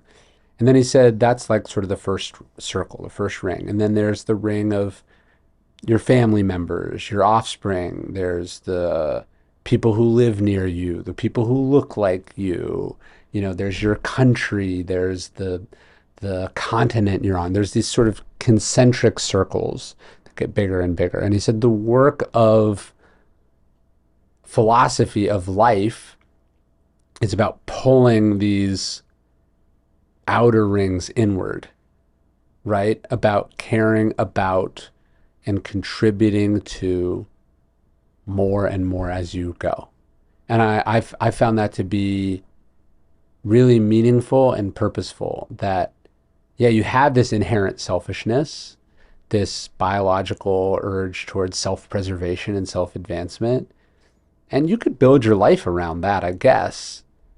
I don't think that works out super well. I don't think that gets you where you want to go. The decision to have kids or to be there's many ways to sort of have a family, right? They don't have to be your biological children. They don't have to be children at all, right? But the decision to go like, these are my kin, and then to also expand the definition, to expand the circle outwards, to include more and more, to include animals, to include nature, to include unborn generations. That is the work of Stoicism, and that's where this key virtue of justice comes in. Like, you owe something to those people, to that future. That's kind of how I think about it. What do we owe them?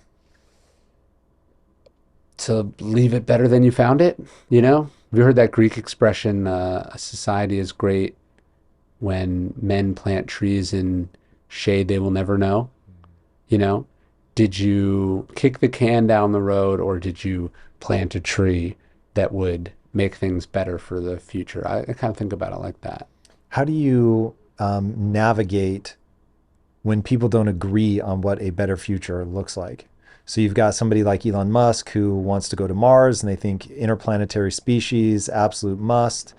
Then you have other people that are like, how the fuck can you justify thinking about going to Mars when we have issues to solve here on planet Earth? We got people starving to death and you're spending billions of dollars trying to get us to another planet. What the hell? I think one thing we have figured out, this is why we live in a free market capitalist system, it's the worst, best system, is that you need a portfolio theory. You need a lot of people working on what lights them up, on what they think the solution is. And that collective, distributed process or collaboration is the way that we have breakthroughs, the way that we solve problems. The top-down, singular person knows what's best for everyone. The central planning authority has solved it, has not worked well historically, right? And so if that's what he thinks he should be doing, that's what he should be doing, you know?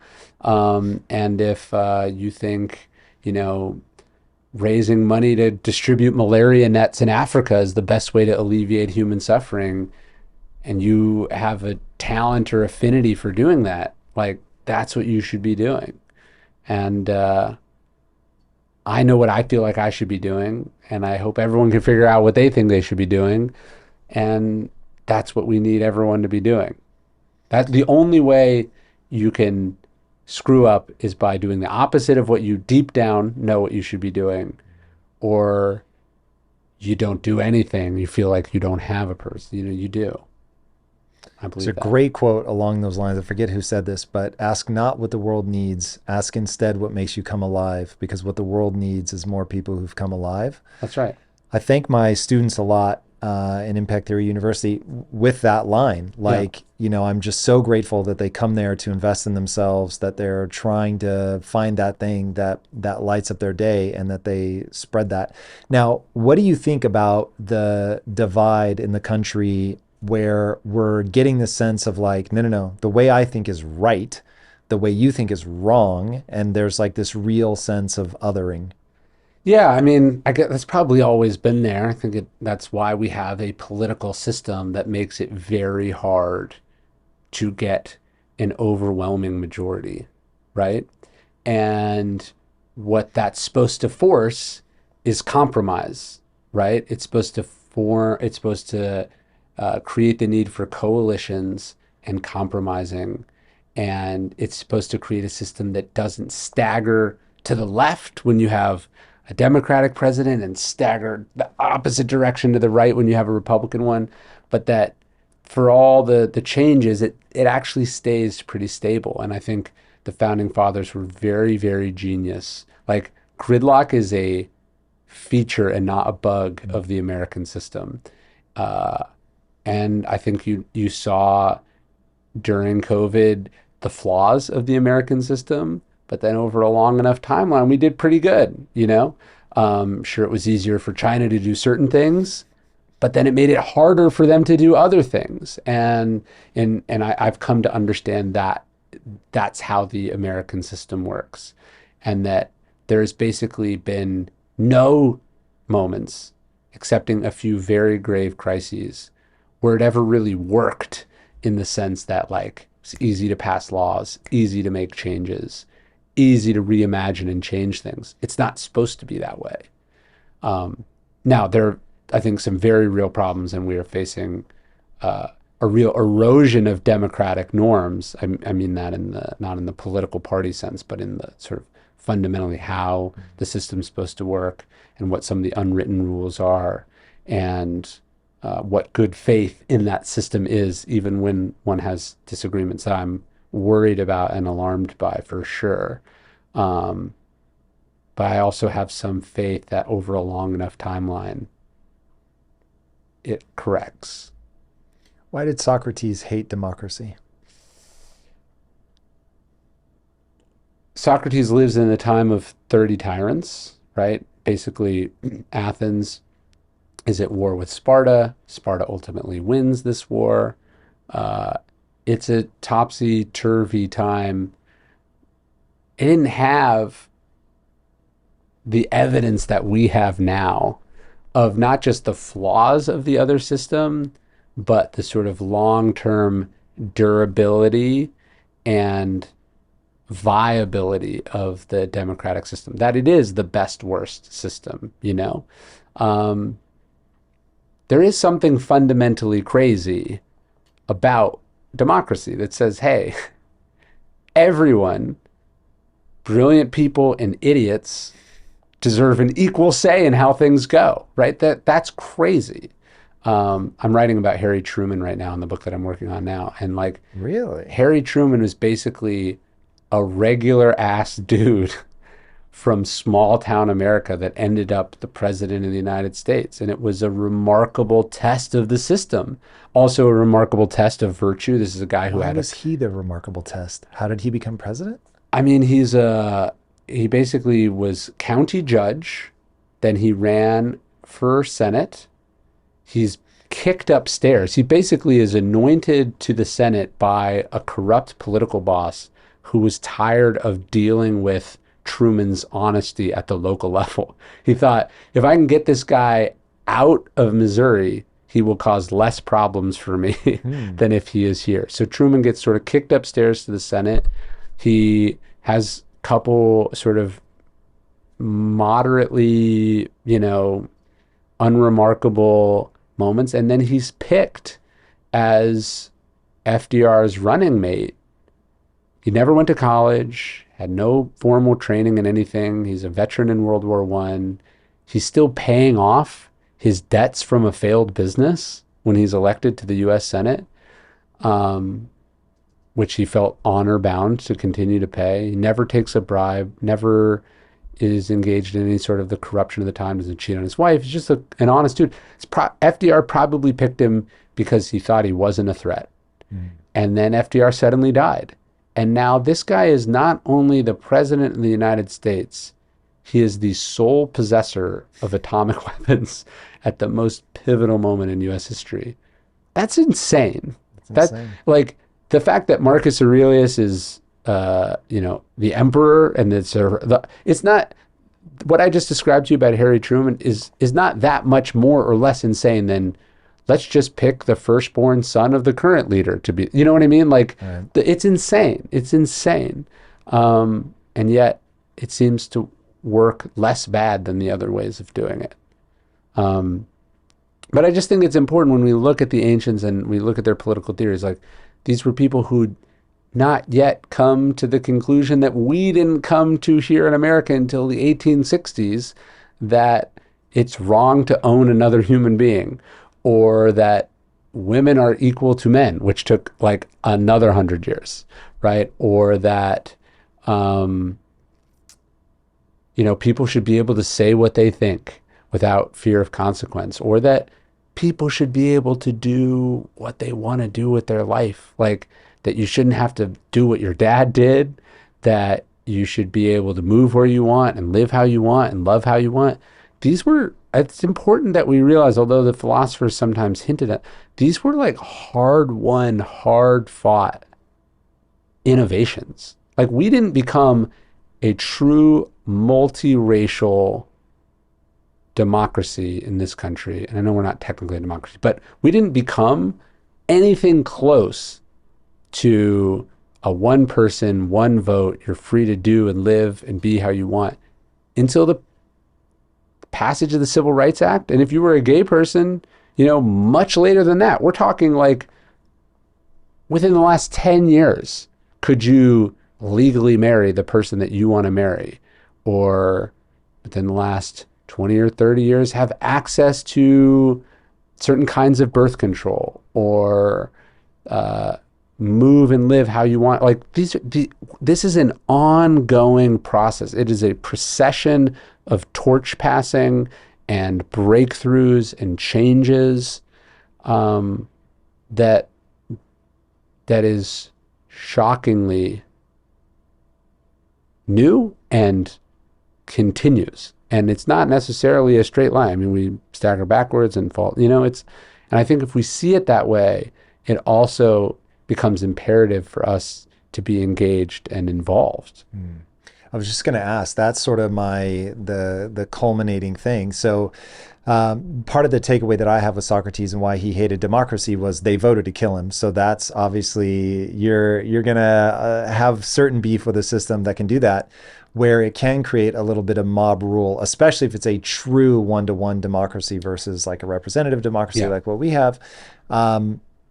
So as far as I can tell, his beef was like, wait, if you're going to vote on something, you need to be educated on that. So if I'm right and culture is downstream of the individual, going back to sort of what is that ideal life, what do we educate ourselves on? Is education sort of a moral obligation? How do we make sure that that's done well? Well, in the teaching of philosophy and the propagation of myths and stories and morals was the one thing that they got pretty well in the ancient world, and that tradition, that great conversation, I do feel has atrophied. We don't study the greats. We don't know these myths. When you would watch Shakespeare, you would understand he was borrowing from Plutarch. And when you would listen to Lincoln, you would know that he's alluding to and making references to lines and ideas from Shakespeare and from the Bible. There was a common set of texts and ideas and shared assumptions. Now, was it predominantly sort of Western and Christian? Yes. And there were benefits to that in the sense that everyone was on the same page, but it was also insufficient and artificially constrained in that Eastern wisdom was either suppressed or unknown, right? And the stories were overwhelmingly male and overwhelmingly white and overwhelmingly, X, Y, or Z. And it's actually wonderful that it's expanded because we have more to choose from and more to learn. But if there isn't a shared sense, if there isn't a shared familiarity with a core set of ideas or principles, it does make it hard to have both the individual barometer and the collective social barometer. Yeah, I think this is a big part of what we're going through now. This is a big part of why I asked the starting question is, in a lot of ways, what Tate represents is the hyper fragmentation, the breakdown of any sort of shared morals or sense of how things should be.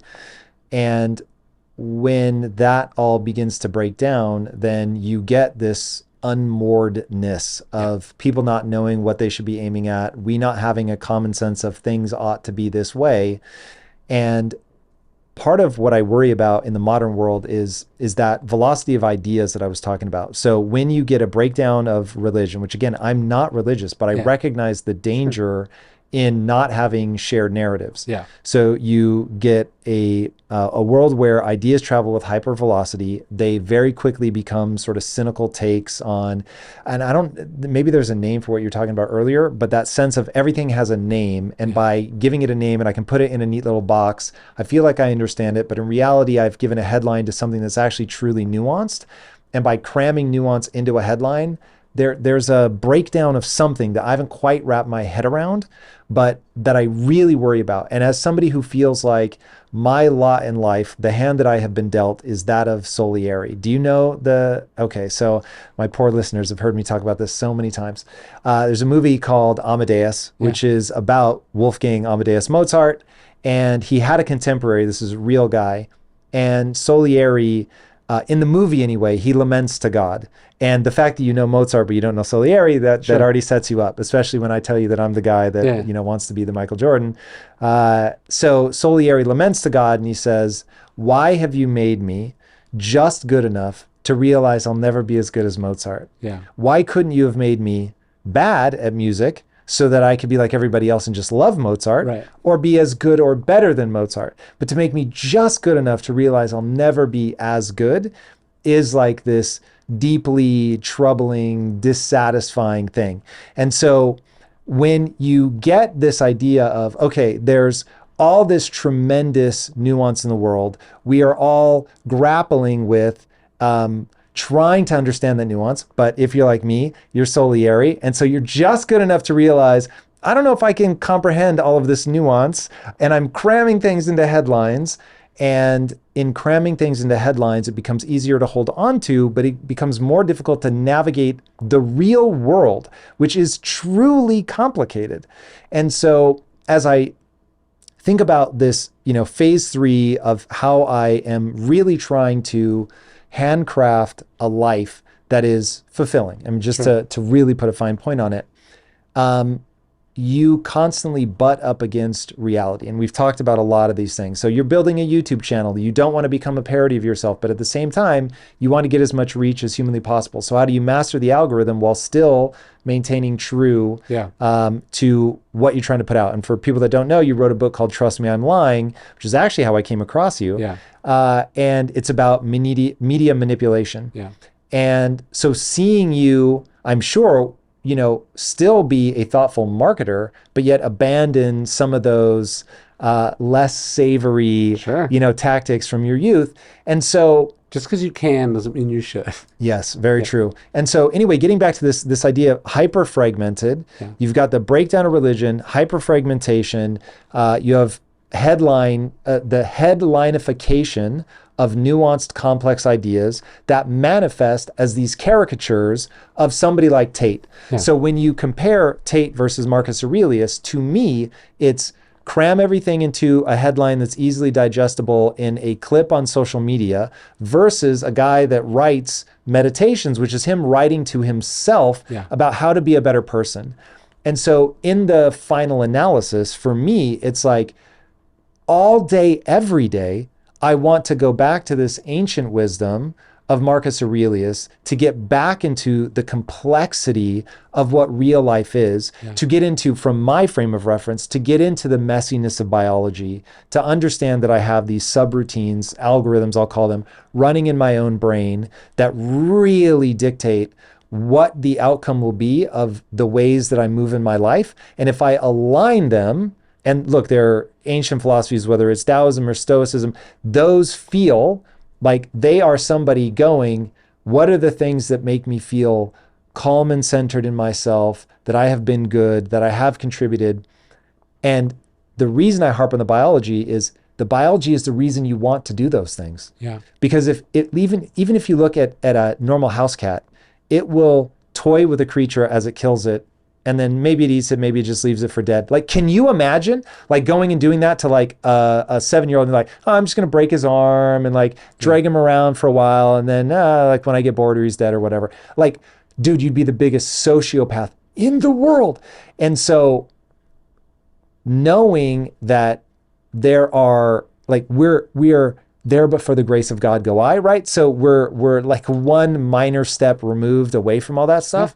And so anyway, getting into the complexity of a life well lived, knowing that you have these biological drives, and understanding that we're living in a time that's pushing us towards an Andrew Tate, when in reality, we need to find a way to get back to these anchored things that are in alignment with this sort of long arc of life, being a good person, being in alignment with your biology. Well, what I would say to someone who's young and sort of trying to figure out their place in the world, someone who's sort of dissatisfied, disillusioned, feels like the past generation is filled with hypocrites, it feels like the system is breaking down, feels like certain truths aren't true anymore, and you want purpose and you want meaning and you want guidance, and you're trying to figure out who you should be and who you should listen to.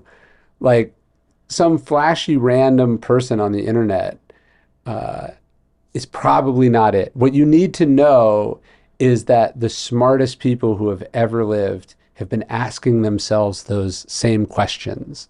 And that all the things that you're feeling about this moment in time are not as modern or as rooted in technology or shifts or the economy as you think they are.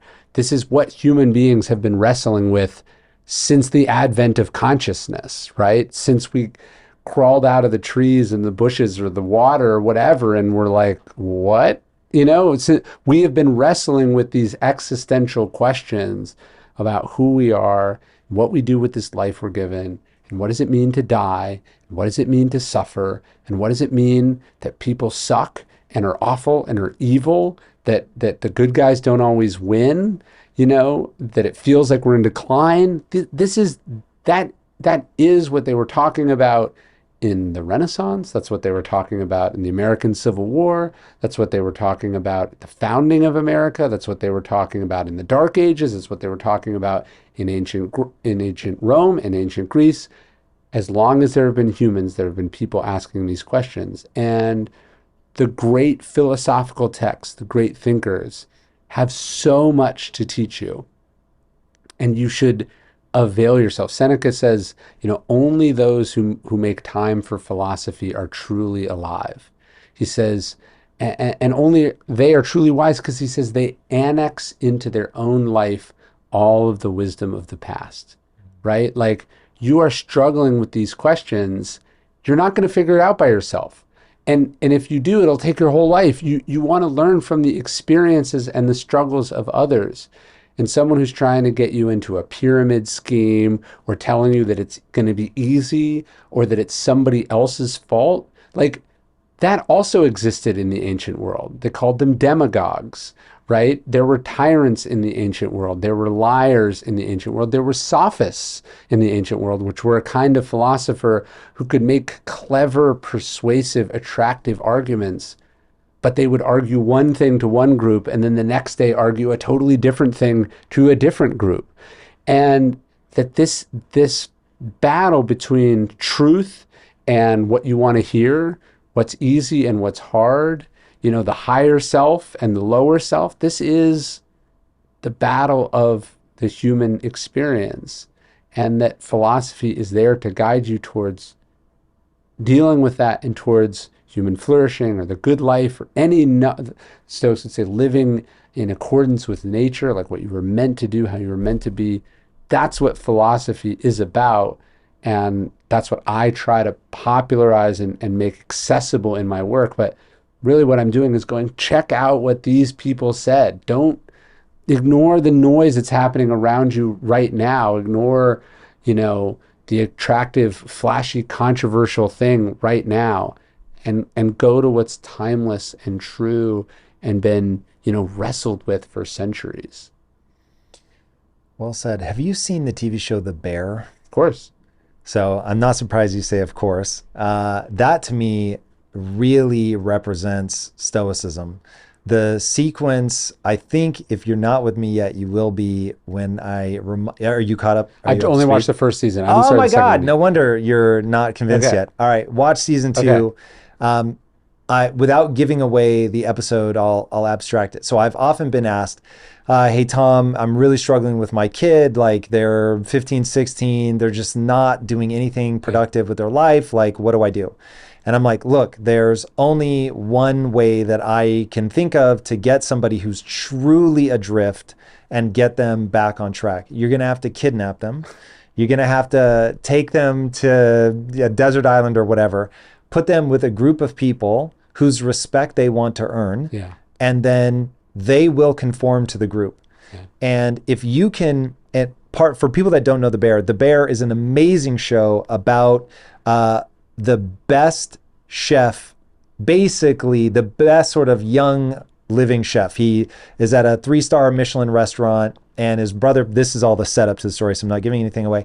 His brother passes away and leaves him his like sort of shitty local town restaurant. Yeah, a family sandwich shop. Yeah, in like a terrible neighborhood in Chicago. Yeah. And so he decides to go back and run it.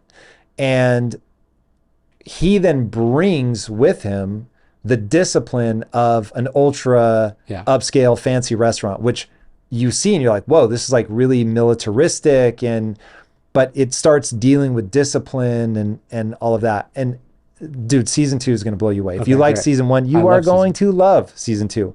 You wrote a book called Discipline is Destiny. Yeah. Why? What you're talking about there is what I mean when I say discipline is destiny. It's not that discipline will make you great. It can, right? If you are disciplined and dedicated and you work hard and you have high standards, it radically increases your chances of being successful. But what true discipline does, true mastery, self-command does, is it makes whatever you're doing great while you're doing it, right? So there's a story about this successful general who gets too powerful in Athens, and so they punish him by the people that fear him punish him by making him like head of the sewer system. And this is supposed to degrade and humiliate him. And he ends up taking to the job and he gives it everything he has and he cleans up the whole system, gets it operating properly. And then it becomes this highly coveted position, right? Because it's a culture of efficiency and effectiveness. And people see the effect that it has on the health of the city and all this stuff. And basically the philosophical lesson was, a job doesn't bring dignity to a person. A person brings dignity to the job, right? And so how you do anything is how you do everything. What discipline is not a secret or a shortcut to success, although it is those things. Discipline is the end unto itself. I work very hard every day on my books, on getting better as a writer. I think that contributes to their success, but it's also great and meaningful and why I get out of bed every day, independent of whether it leads to any outcome at all. Because I could get hit by a bus tomorrow, but what matters is did I show up today? And was the thing when I saved the draft and was done with it, was it the best it could be with the time that I had for it? That's what discipline is to me, or discipline at its most meaningful and important. It's not, I eat well and I work hard, or whatever. That's part of it, but real discipline is that. It's the command of oneself. Can it be built? Of course. Certainly we know it can atrophy, it can be lost, right? So we see it happen. You can sense it in yourself. I can't sense it in myself, Ryan. You take that back right now. You can see it in the before and after pictures of just about anyone that's ever done anything. So yeah, of course. I think, is there a natural affinity for it? Sure. It's more impressive if it isn't how you were built or how you were wired. So how do you build it? Day by day, minute by minute, action by action. Aristotle says, virtue is not any different than being a builder. You become a builder by building things. You become generous by being generous. You become strong by doing things that require strength. You become disciplined by making disciplined decisions. Little ones, which lead to big ones, which add up in a big way. So what do you say to somebody in this modern world? They're doom scrolling. They've got 6 OnlyFans subscriptions. They're, on porn instead of building relationships. For people that are struggling, how do they pull out of that? How do they get it going in the right direction? I think you start small. You start with something. I'm going to stop this. Like, this is why I think, Sober January is so great. Just like, don't try to quit alcohol as a whole, which you may need to do, but I'm going to quit for 1 month. And then I'm going to first learn that I'm capable of quitting for a day and 2 days and 3 days and 4 days and 5 days until I've got a streak of 30 days. And then I'm also going to get the evidence, the information that says, hey, I feel better when I don't do this thing. I'm better at X, Y, and Z when I don't do this thing. Now, obviously, look, there's certain people who have addictions or you're at rock bottom. You got to quit cold turkey right now. You don't have time for a thing. But I do think there's something about starting small and building, learning, once again, the power of cause and effect and the power that you have to bring about cause and effect.